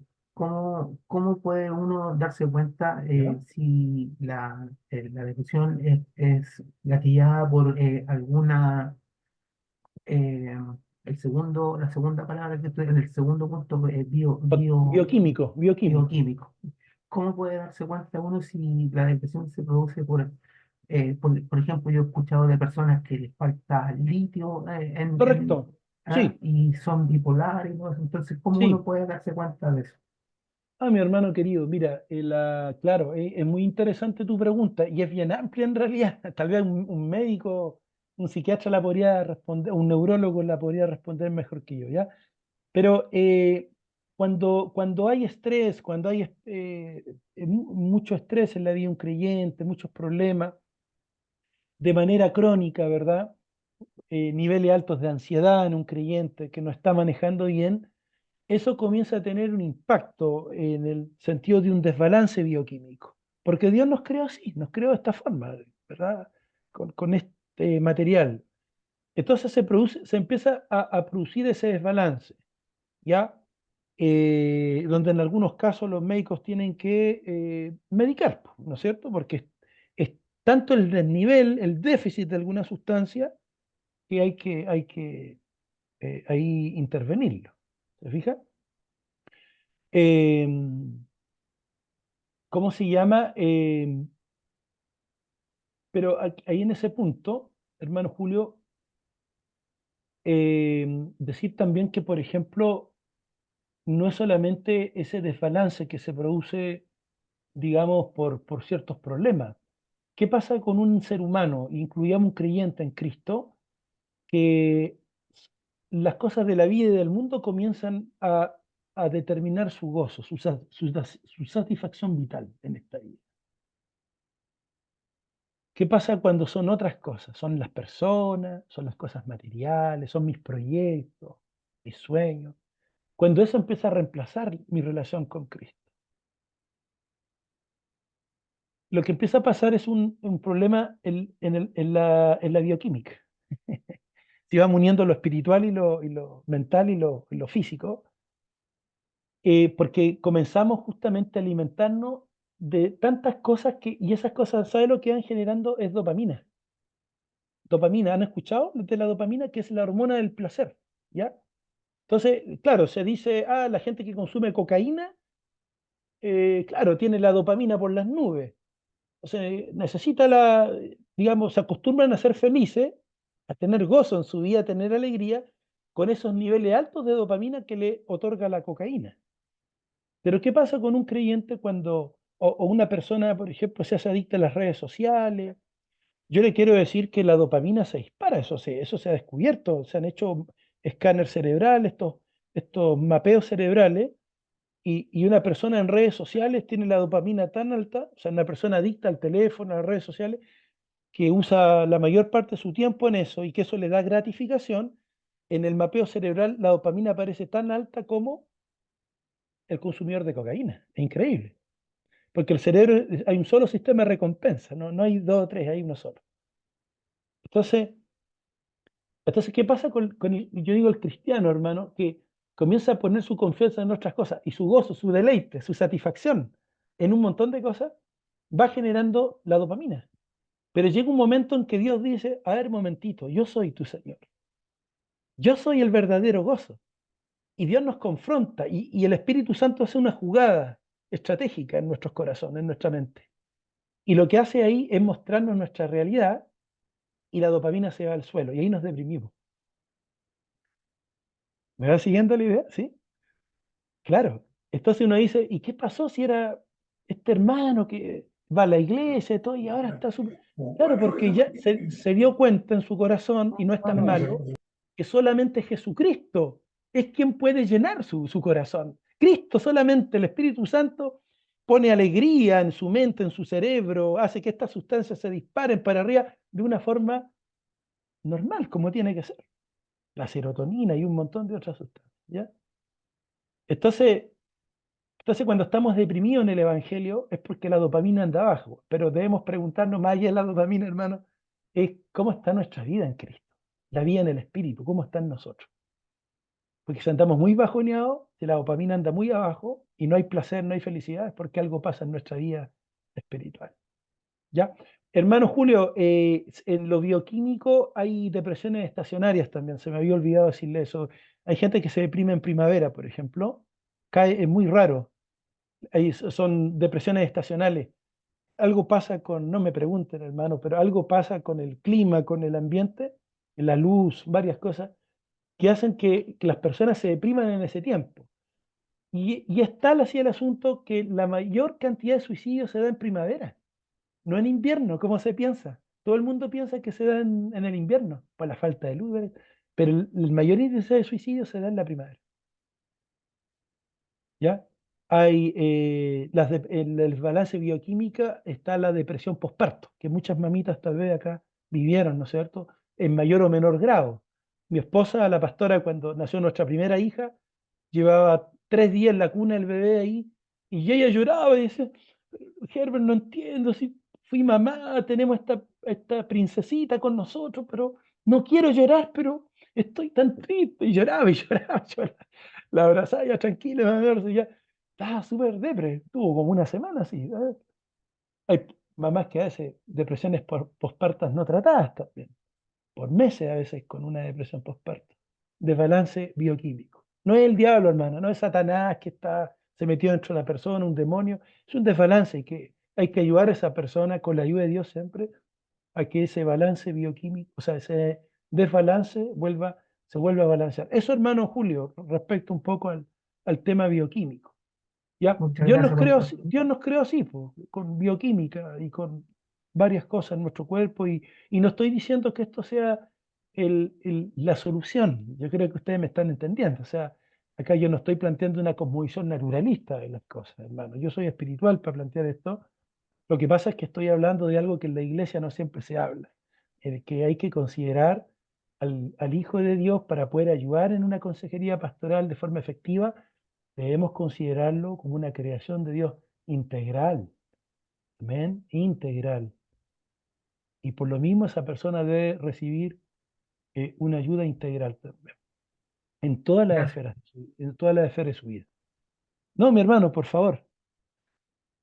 Bueno, amén. Les voy a ser sincero, no sé si está Angie ahí o Enrique, me faltan varias diapositivas. Yo no sé si vamos hasta el final o lo dejamos hasta acá y retomamos otro día. Hermanos, le hago a ustedes, a los líderes, le hago la consulta porque veo que son las 9:37.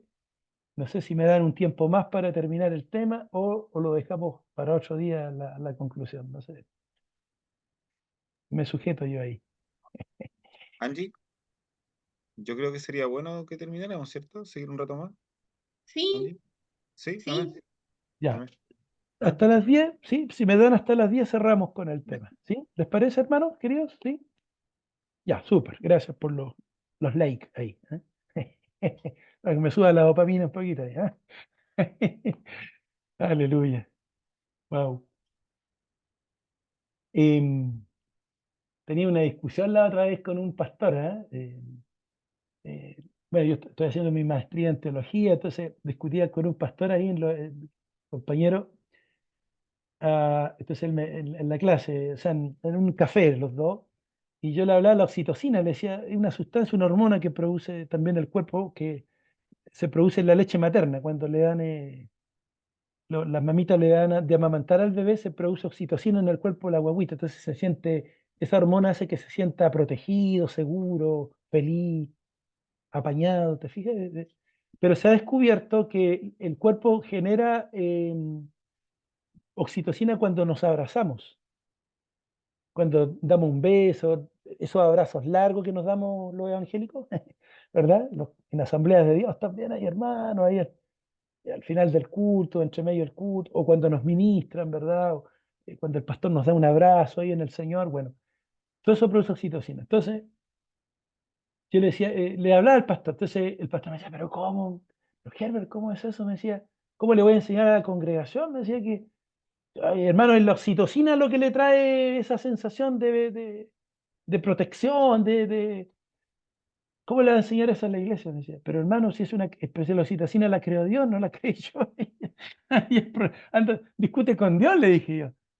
Pues sí, el espíritu me va a entender. Pero por supuesto que el espíritu está interviniendo, pero el espíritu hace como quiere, él produce y Dios hace como quiere.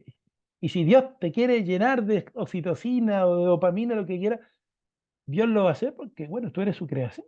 Yo soy su creación. Y si Dios quiere usar esas sustancias bioquímicas para bendecirnos, lo va a hacer. O si Dios quiere usar solamente lo espiritual sin echar mano a estos elementos humanos, Dios lo puede hacer también. Dios no depende tampoco de lo material. Pero si Dios lo quiere hacer, lo va a hacer. Le dije, así que si tienes algo que discutir de la oxitocina, habla con Dios. Le dije, a mí no me cargues, le dije yo nada, porque ya, así que bueno, es interesante esto. Bueno, hermano, voy avanzando entonces ahí respecto al... Mire, se ha descubierto, esto no está en la parte, o sea, uno lo encuentra en la Biblia, pero la psicología secular, en especial la psicología cognitiva, descubrió que la gente que sufre de depresión, la gente que hace depresiones, porque no todo el mundo hace depresión. Esto es muy interesante, ¿ya? Porque habla del lado vulnerable que tienen algunas personas. O sea, porque si, imagínense, de repente hay personas que tienen las mismas vivencias. Por ejemplo, están pasando un problema de trabajo, económico, a los dos se les fue el hijo de la casa, no sé, problema en el matrimonio a rato, por las deudas, hay conflictos, pero uno cae en depresión y el otro no. Entonces, ¿qué es lo que explica? Claro, tal vez hay una vulnerabilidad espiritual, también física, pero se ha descubierto, esto es muy interesante, porque que también en la gente que hace depresiones está esta famosa tríada cognitiva. Inclusive viene desde la infancia, se viene formando, en los niños ya uno puede encontrar esto. ¿Ya? Y en la gente con depresión, esto aparece muy patente. ¿Qué cosa? Existe esta visión muy negativa acerca de sí mismo, acerca de las circunstancias y acerca del futuro. O sea, visión negativa de su propia persona, una visión muy negativa de su experiencia, de lo que le está sucediendo, de su circunstancia, y una visión negativa acerca de lo que viene en el futuro. Entonces, en la visión negativa acerca de sí mismo, la persona, ¿qué es lo que hace? Tiene esta tendencia a subestimarse y se tiende a criticar con estas autoatribuciones negativas. no soy mala persona, eh, no soy buen hijo de Dios, nunca me voy a afirmar en los caminos de Dios, eh, eh, siento que no doy el ancho, eh, soy peor que el gusano de Jacob y todas esas cosas de repente un poco de autodesprecio, ¿ya? De autodesprecio que las personas, ¿no es cierto?, se dicen a sí mismas. Cuando Job, ¿no es cierto?, dice, maldito el día, ¿no es cierto?, en que nació este bebé, hermano, ahí él se está subestimando, se está autodespreciando. Hay una autoconmiseración, ¿verdad?, de su persona, ¿ya? Entonces se ha descubierto que la gente, esto es una primera cosa, las personas con tendencia a la depresión tienen esta visión negativa de su persona, un autoconcepto negativo, ¿ya? Una forma de mirarse muy negativa. Entonces, cuando cae en depresión, eso se exacerba, crece exponencialmente. Y ahí es cuando la persona, ¿no es cierto?, está ahí, pero echándose puras cosas malas encima, ¿ya? Ok, lo mismo con la interpretación o la visión negativa de su experiencia. La persona tiene una visión del mundo caracterizada por obstáculos insuperables y demandas exageradas, se siente derrotado y frustrado. O sea, la visión del mundo es negativa. O sea, todo lo que me pasa a mi alrededor es malo, ¿sí? Yo creo que usted ya está pensando en el apóstol Pablo, cuando escribe, ¿no es cierto?, a los filipenses, ¿sí? Claro, estaba en una situación bien difícil, ¿ya? ¿No es cierto? Sí, estaba preso, ¿no es cierto? Pero él se veía, ¿no es cierto?, como un instrumento de Dios. ¿Se acuerdan o no? Es interesante, ¿ah? Él le da a entender a los hermanos que él era un instrumento en las manos de Dios, aún en esa situación, ¿no?, que él estaba, ¿ya? Am, y la interpretación que hace de sus circunstancias muy positiva. O sea, dice, bueno, todo esto que me está sucediendo en realidad ha resultado para beneficio del Evangelio, o sea, lejos de ser un problema para mí, o sea, toda esta gente que trabaja acá en la guardia, ¿no es cierto? Estos que hacen la pega acá, que me están custodiando, oye, a varios han escuchado la palabra de Dios, qué sé yo, algo así, ¿no? Entonces, se da cuenta, no estaba para nada deprimido Pablo, ¿ya? Pero nosotros a veces, hermanos, vamos a hablar bien así, en sencillo y a los amigos, ya, a los hermanos, a los amigos, a veces el Hijo de Dios no tiene esa visión de sí mismo de un instrumento de propósito, ¿no es cierto? Nos vemos muchas veces que nos servimos, que no damos el ancho, que somos fomes, ¿no es cierto? ¿Sí? Las circunstancias muchas veces, no, Señor, esto es terrible lo que me pasa, el lente que estoy, ¿no es cierto? Me pongo estos lentes de la depresión y comienzo a ver, ¿no es cierto?, en la mitad del vaso medio vacía, ¿no es cierto? Y no ver la mitad vacío llena, del vaso, o sea, la mitad media llena del vaso de Cristo, ¿no es cierto? De ver lo positivo de o cómo Dios podría incluso usar esa situación para su gloria, ¿ya?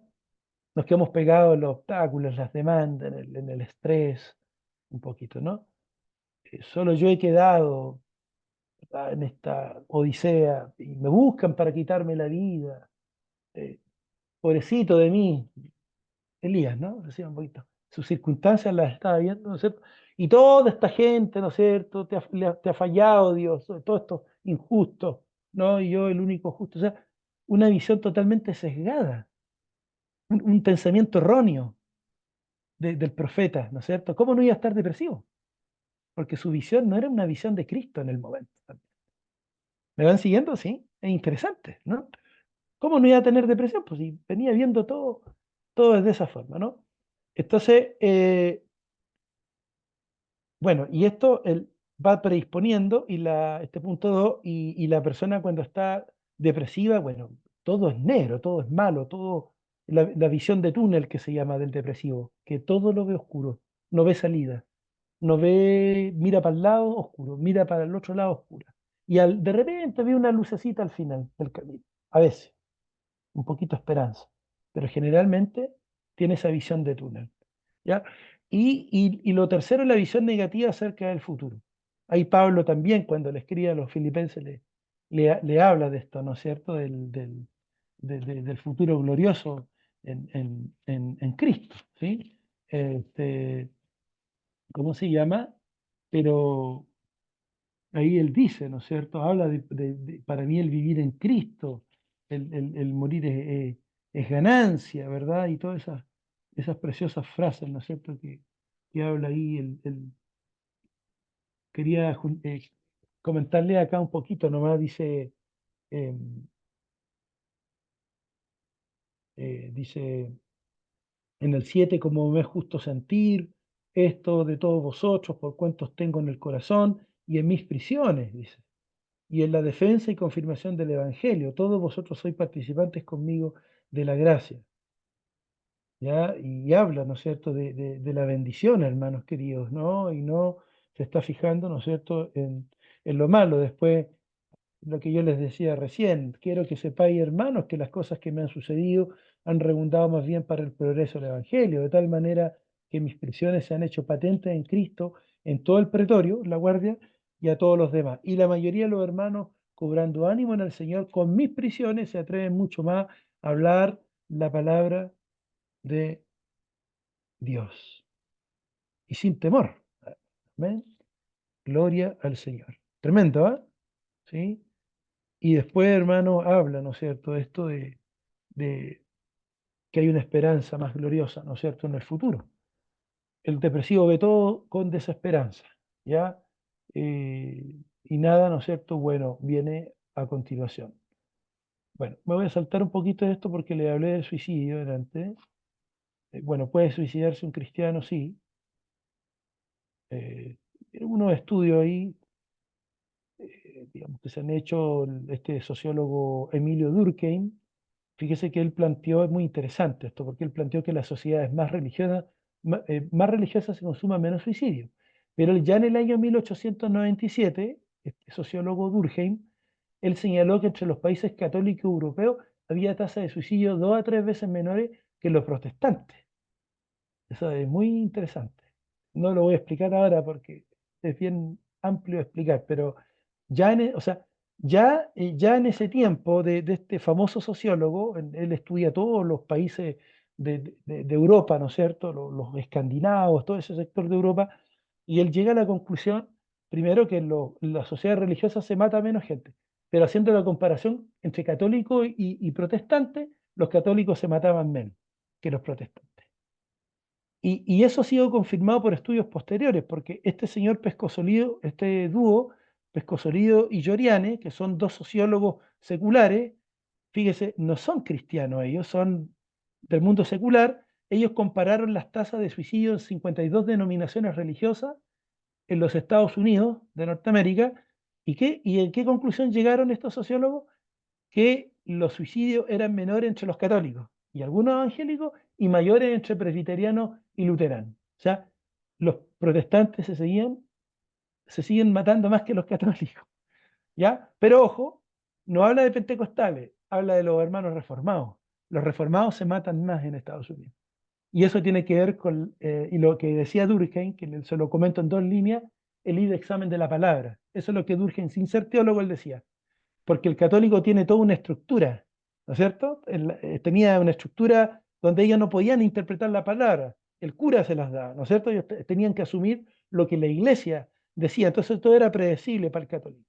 Pero Durkheim decía, el protestante es dueño de interpretar, o sea, él toma las Biblias, ¿no es cierto? Toma la Biblia en sus manos y él hace esta libre interpretación. Ahora alguien dirá, pastor, pero esto es maravilloso, porque nosotros podemos, con la guía del Espíritu, ¿no es cierto?, entre comillas, interpretar la palabra, ¿no es cierto?, y con la revelación de Dios, y no seguir a un cura, a un ser humano, sino que tenemos la posibilidad de acceder de forma directa a la palabra de Dios. El problema es que ese libre examen de la palabra ha dado, ¿no es cierto?, cabida a muchas interpretaciones de la palabra. Y los teólogos reformados, cuando interpretan el sufrimiento, lo que yo le decía antes, muchas veces lo interpretan como casi lo mejor que le puede pasar a un ser humano, a un hijo de Dios. O sea, qué bueno que estás sufriendo, hermano, porque quiere decir que Dios se va a glorificar en ti. Entonces no entienden esa parte, ¿no es cierto? Y muchas veces son un poquito dejaditos con el sufrimiento, y ahí es donde la gente cae en depresión y se termina suicidando también, incluyendo pastores reformados.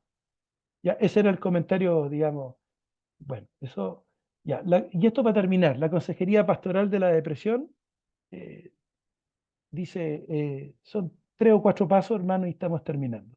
La fase de evaluación, tal vez no todos trabajan en consejería, los que están acá, pero muchos son líderes. ¿Estoy en lo correcto? Acá hay muchos líderes, se me hace, o varios líderes en esta sala.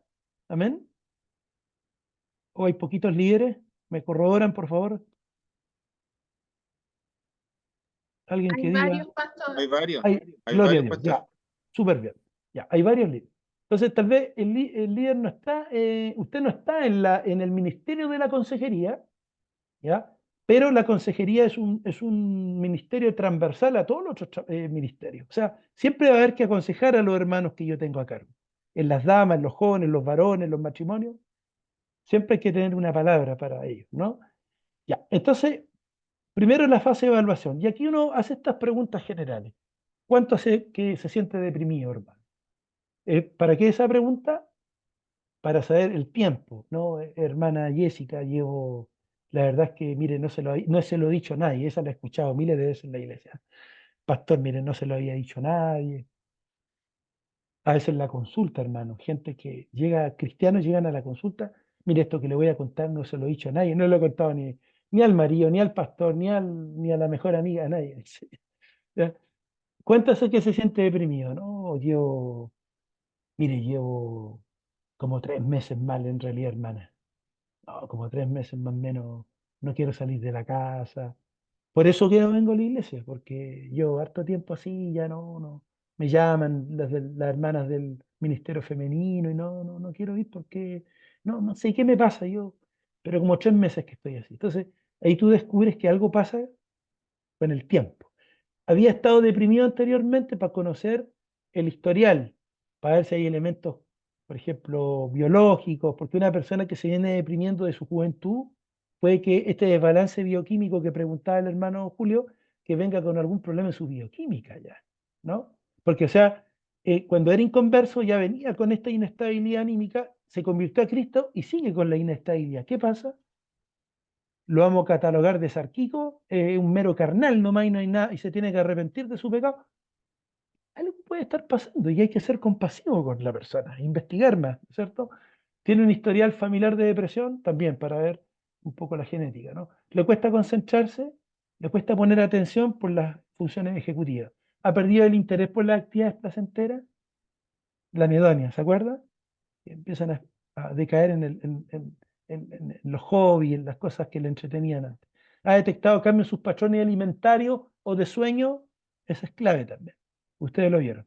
¿Tiene problemas con la culpa o el miedo por algún motivo? ¿Sí? Fíjese en todos los casos de suicidio consumado en el Antiguo Testamento, todos, sin excepción de ninguno, primero, todos eran personas que estaban atravesando una situación de crisis. Todos, Ahitofel, Saúl, Simri, todos los que aparecen ahí, hermanos queridos, eh, estaban pasando una situación de crisis difícil, ¿ya? Cuando cometen el suicidio. Y lo que yo investigué, que hay otro común denominador, que es que en todos los casos del Antiguo Testamento hubo un fuerte componente emocional en ellos también, ¿ya? Paulo Durney, ayúdame, ¿cuál era uno de estos que se mata? Dice en Samuel, segundo de Samuel, que su consejo era considerado como la mismísima palabra de Dios. ¿Te acuerdas del nombre? ¿Te acuerdas o no? Ahí logro acordar, lo tengo en la punta de la lengua. ¿O algún hermano ahí que se acuerde? ¿Ya? Bueno, si era Itofel, parece, ¿o no? Dice que era Itofel. Ya, si me equivoco es otro, pero creo que es Itofel. Alguno de ahí lo puede googlear ahí, ¿no? En el teléfono. Dice que dice la palabra, hermanos, que su consejo, porque él fue consejero de David en un tiempo, ¿no? Dice que su consejo era considerado como la mismísima palabra de Jehová. Yo no sé si se podría decir eso de uno de nosotros, ¿ah? De los líderes, de los pastores, ¿no? Que nuestra palabra está al nivel de la palabra de Dios, nuestra consejería. Y esa persona, hermano, se debilitó en lo espiritual, se puso orgulloso, la carne se lo empezó a consumir, ¿verdad? Dejó los caminos de Dios, se fue alejando, se fue deslizando de a poco, ¿verdad? Y llegó a un momento, ¿no es cierto?, donde, bueno, se puso en contra de David y finalmente en una situación crítica y él opta por quitarse la vida, ¿ya?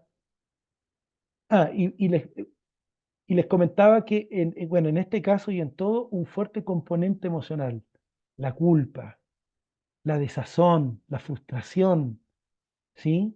Hay un personaje ahí que también me parece que Simri deja todo en orden, ¿no? Se suicida, ¿no? Su casa, todos los asuntos, dice, los deja en orden, arregló sus cosas y después va y se quita la vida. Y da a entender el texto bíblico que este personaje también estaba profundamente frustrado porque sus planes habían sido frustrados también por Dios.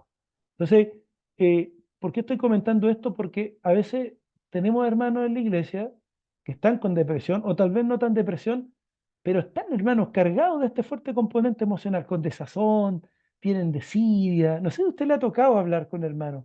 No están contentos en el Evangelio. Debieran tener este gozo de la salvación, hermanos queridos, gozarse, estar alegres, no necesariamente que anden saltando en una patita, pero con una actitud de gozo ahí, ¿no es cierto? Pero pareciera, hermano, que están frustrados. Entonces ahí hay que tener cuidado, porque a veces aparece ahí este fuerte componente emocional a veces el miedo, el, en todos estos personajes que se suicidan en el Antiguo Testamento, otro común denominador es que todos tuvieron temor. Temor a la humillación, temor al castigo, temor a un complot contra David, en el caso del que le decía yo, eh, eh, y ser ajusticiado. eh, eh, Judas después en el Nuevo Testamento un temor, ¿no es cierto? Eh, o una culpa, ¿verdad? Ahí por un remordimiento, ¿verdad? Por lo que había hecho con Jesús, de traicionarlo. El carcelero de Filipo no alcanza a suicidarse, dice que tenía lista la espada para atravesarse, ¿se acuerda? ¿Ya? Y él le dice a Pablo, eh, Pablo le dice, detente, no te mates, no te suicides, le dice. Y le dice, es que lo iba a hacer porque tenía miedo que se escaparan los presos y de esa manera a mí me iban a castigar, o sea, temor al castigo. Hay muchos cristianos que viven con esta culpa, hermanos queridos, no gozan del Evangelio, viven con un sentimiento de remordimiento, de culpa, siempre están pensando que Dios, hermano, va a poner su fuego consumidor sobre ellos, siempre están viviendo bajo condenación, debiendo pensar desde la gracia, se aprecian desde la condenación. Nadie los condena, ellos se condenan a sí mismos. Son hermanos en Cristo que necesitan consejería pastoral. ¿Ya? Amén. Qué interesante es ver cómo la palabra nos muestra en estos personajes que algunos, uno partió profetizando, ¿no? Ahí ¿no es cierto? Entre los profetas grandes parte, pero como el ungido de Jehová. Otro cuando daba consejo era como escuchar la palabra de Dios. El otro no sé qué, no sé cuál, ¿sí? Uno compartió con Jesús, discipulado por el mismo Cristo. Oye, te armas un equipo pastoral de lujo ahí, po, y se terminan quitando la vida varios. Hermano, Pablo, ¿tú quieres decir algo? fue Aitofel realmente, Ya, ¿sí? Aitofel, ya, Él era un consejero de Absalón, de claro, Absalón, correcto. y por el hecho de que no le escuchó el consejo Absalón, por ese solo hecho se suicidó. Y él era justamente, era un consejero, puede ser un hombre de confianza y sabio ahí dentro de la corte. Y Correcto. era como el consejero principal del salón, contra David. Y él Pero quería, primero fue consejero de David, po, en su sí, momento. por Y supuesto, sí, después se sí, después cambió, cuando sucedió por este eso, cambio de bando, y es consejero de Absalón, correcto. por eso. Y por eso, Sí, por el solo hecho que no le escucharon sus consejos, se fue a su casa y se ahorcó. se Bueno, frustró. hacerlo breve. En las iglesias, gracias Paulo, en las iglesias hay muchos hermanos y adolescentes que no tienen tolerancia a la frustración. Se frustran muy profundamente. No vamos a evaluar que la generación de antes era más tolerante a la frustración, los de ahora, la generación de vaso de cristal, no vamos a entrar en eso, pero lo que se está viendo es que se frustran profundamente y tienen estos fuertes componentes emocionales de repente, se desregulan, se ponen impulsivos, con altos niveles de angustia, muy deprimidos, hermano. Hay que tener ojo con nuestros hijos también, ¿ya? No dejarlos de lado, amén. Bueno, se le pregunta cómo ve su futuro, hermano, para ver el nivel de desesperanza, porque el alto grado de desesperanza en alguien, eso puede ser predictor de conducta suicida también, ¿ya? Alguien que ve toda esta visión negativa del futuro, si es muy negativa, puede estar aludiendo a algo medio suicida, ¿ya? ¿Ha pensado alguna vez lesionarse o suicidarse? Ahí se pregunta de forma directa. Hermano líder, no tenga miedo en preguntar, ¿ya? No tenga miedo, porque se ha descubierto que cuando uno pregunta salva vidas. El mito es que si yo, el mito que corre por ahí es que si yo le pregunto a alguien su intención suicida, lo voy a como incitar. ¿Ha escuchado eso? ¿Sí? Pues si yo le hablo de suicidio a alguien, ya, le pregunto, es como que lo voy a motivar a hacerlo. Y es totalmente lo contrario. La evidencia científica, ¿sí?, dice que cuando tú preguntas, salvas vidas. En el nombre del Señor lo decimos nosotros, ¿verdad? Podemos salvar vidas de creyentes o de no creyentes, hermanos. ¿Cuántos de ustedes tienen familiares con problemas emocionales? Piense en su árbol familiar. Oye, por mi lado, por mi familia, hermano, no son cristianos mis familiares, serios problemas emocionales, temas de salud mental. Por el lado de mi esposa, el mismo tema. Gente que cada cierto tiempo, hermano, cae en depresiones, viene el suicidio a su mente. Yo sé que estamos hablando en un mismo lenguaje. Y uno dice, Señor, ¿qué hago en estos casos? Bueno, veamos esto como una oportunidad para predicar el Evangelio también. Pero fíjese que una consejería puede ser una entrada que Dios use para salvación de esa persona también, entrando por el lado de clínico o de consejería. Bueno, esa es la fase de evaluación. Y para terminar, la fase de intervención, ¿ya? ¿Qué hago acá? Me meto tras, primero nos metemos tras el telón, o sea, somos empáticos, a eso se refiere, nos metemos en la vida de la persona. Hacemos una consejería de esto que dice Romanos capítulo 15. Somos tan empáticos y tan compasivos que somos capaces de reír con los que ríen, pero también somos capaces de sufrir con los que están sufriendo. No somos indolentes, ajenos al sufrimiento de la iglesia, sino que nos metemos con ese sufrimiento. Y ahí le aseguramos a la persona que nosotros le vamos a ayudar, le vamos a acompañar en su situación. A veces va a existir la posibilidad que le pidamos una interconsulta con algún profesional, porque debemos conocer nuestros límites en la consejería, ¿verdad? Puede que lo mandemos a algún psicólogo cristiano, ¿ya? Pero nosotros nos estamos metiendo ahí donde las papas queman para ayudarlo. Si la persona padeció una pérdida importante hace poco, que la persona reconozca esa pérdida y ayudarle a dolerse por la pérdida. No que se guarde, no calla, anda donde Dios solamente y no, tiene que llorar la persona su luto, ¿no? Tiene que ir al cementerio, tiene que abrir su corazón y hablar de su duelo, ¿no? Para que eso le vaya sanando en el caso que haya tenido una pérdida. Ayudarle a reflexionar con sinceridad, honestidad, sobre cuáles pueden ser las fuentes profundas de la depresión, que puede ser un pecado oculto en lo espiritual, ¿sí o no? Como en el caso de David, ¿sí? Su adulterio escondido, pero también puede haber un problema bioquímico, producto de un desgaste, ¿no es cierto? Un estrés crónico, ya lo hemos visto hoy día. Tenemos que la persona trate de entender por qué llegó a esa depresión. Si la depresión no es que se acostó y al otro día amaneció depresivo, viene un proceso de cosas, viene aguantando tal vez la hermana tan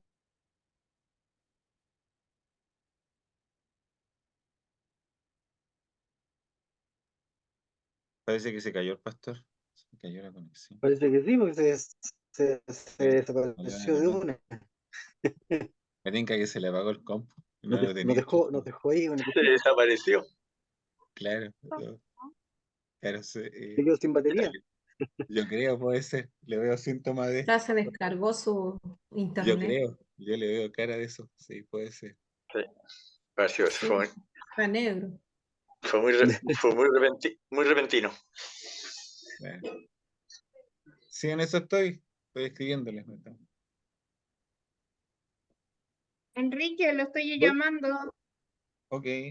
Listo. bueno, yo aprovecho de avisar que mañana nos reunimos los varones para aprovechar el tiempo. Estamos aquí en espera. Mañana nos Los reunimos a las comerciales. 19:30, nos reunimos los varones, están todos los varones invitados a que nos juntemos para alabar al Señor. Ahí llegó el pastor. Se le cayó el internet. Gracias, hermana Angie. Ok, le agradezco la espera, mi hermanos queridos. Se me cayó mi internet acá. Ya, en todo caso, vamos a orar, hermano, ya para ir finalizando. Me quedan acá unas 2 laminitas. Solamente acá lo que anima es que seamos empáticos con los hermanos, ¿verdad? Le ayudemos en el proceso. Acá habla solamente de que debemos ayudar a ese aconsejado a pensar con claridad. Usted ayúdele a que se cuestione esas creencias negativas de que no valgo para nada, que no tengo nada que dar a los demás hermanos. ¿Se acuerda? ¿Sí? Eso hay que ayudarle a corregir esos pensamientos deformados. ¿Ya? Tercero, reforzarle una rutina que sea grata, invitarlo a las reuniones de la iglesia, al culto, que esté en la presencia de Dios, que vuelva a adorar lo que hacía antes, que también experimente con lo que antes le gustaba. Si le gustaba la música, que vuelva a hacer música. Ya no comprarle el discurso, es que estoy deprimido, ahora no quiero tocar la guitarra. No. Eh, Dios te bendecía cuando le alababas con la guitarra. Toca la guitarra, te va a hacer bien. Mira, cantemos los dos acá. ¿Ya? No, ya no quiero cocinar porque estoy deprimido. Estás deprimida porque dejaste de hacer lo que Dios te había dado como don. Debes practicarlo de nuevo. Y la motivamos a que vuelva a ¿Te cocinar das algo cuenta rico. que tú estás deprimida porque dejaste de cocinar? Sí, ahí el hermano le está diciendo algo a la hermana, parece. Quiere que le cocinen algo rico al hermano. Ese fue el mensaje de la hermana, ¿ya? Una cazuelita de vacuno mañana para el hermano, por favor, ¿ya? Para que salga Parece que, no sé si está más deprimida la hermana o el hermano que está reclamando, ¿ya? Ok, entonces, hacemos eso, ¿sí? Motivamos a esto de hacer cosas positivas, hermano, a congregarse, a hacer todo aquello que le producía gratificación, a retomarlo. Buscar el respaldo social, vale decir, siempre ver quiénes son los amigos, la red de amistad. Dios, hermano, cuando Elías está mal, dice que en un inicio camino al desierto, deja a su criado en Berseba. ¿Se acuerda? Vale decir, él se desconecta de sus relaciones sociales y se aísla. Eso le pasa mucho a la gente deprimida. Entonces debemos conectarlo con su red social de apoyo o su red espiritual de apoyo, ¿no es cierto? Que es el departamento, el ministerio, ¿ya? Amén. Hay que reinsertarlo, ¿ya? Para que pueda fortalecerse en el cuerpo de Cristo, ¿sí? Y finalmente prestar atención a las cosas espirituales, lo venía diciendo ya de antes, preguntarle en la consejería, ¿usted tendrá algún pecado que no ha confesado, como David, hermano? Le puede poner el ejemplo de David. ¿Tendrá algo que está guardando que usted no quiere confesar? Porque eso lo puede tener deprimido. ¿Necesita perdonar a alguien como un medio para avanzar hacia su salud, restaurarse? Hay gente que no perdona y la falta de perdón genera resentimiento, amargura, culpa y depresión. ¿Está motivado para vincularse con Cristo en este tiempo? Lo que le decía la dopamina, porque cuando a uno lo motiva algo que no es Dios, puede justamente tomarlo ahí, asaltarle la frustración o el desánimo. ¿Ya? Cree que Dios puede alejar su depresión y en cambio ofrecerle un gozo completo. Eso es incentivarlo, ¿no es cierto?, a que en Dios encuentre verdadera satisfacción, verdadero gozo y verdadero ánimo. Gloria a Dios. Bien, mis hermanos queridos, discúlpenme que me extendí, sé que me extendí bastante hoy día, pero eran bastantes láminas. Amén. Ahí la hermana dice, yo estoy en salud mental por depresión y ansiedad, dice la hermana Norma, Dios te bendiga, hermana, gracias por tu honestidad. Amén. En nuestra iglesia igual hay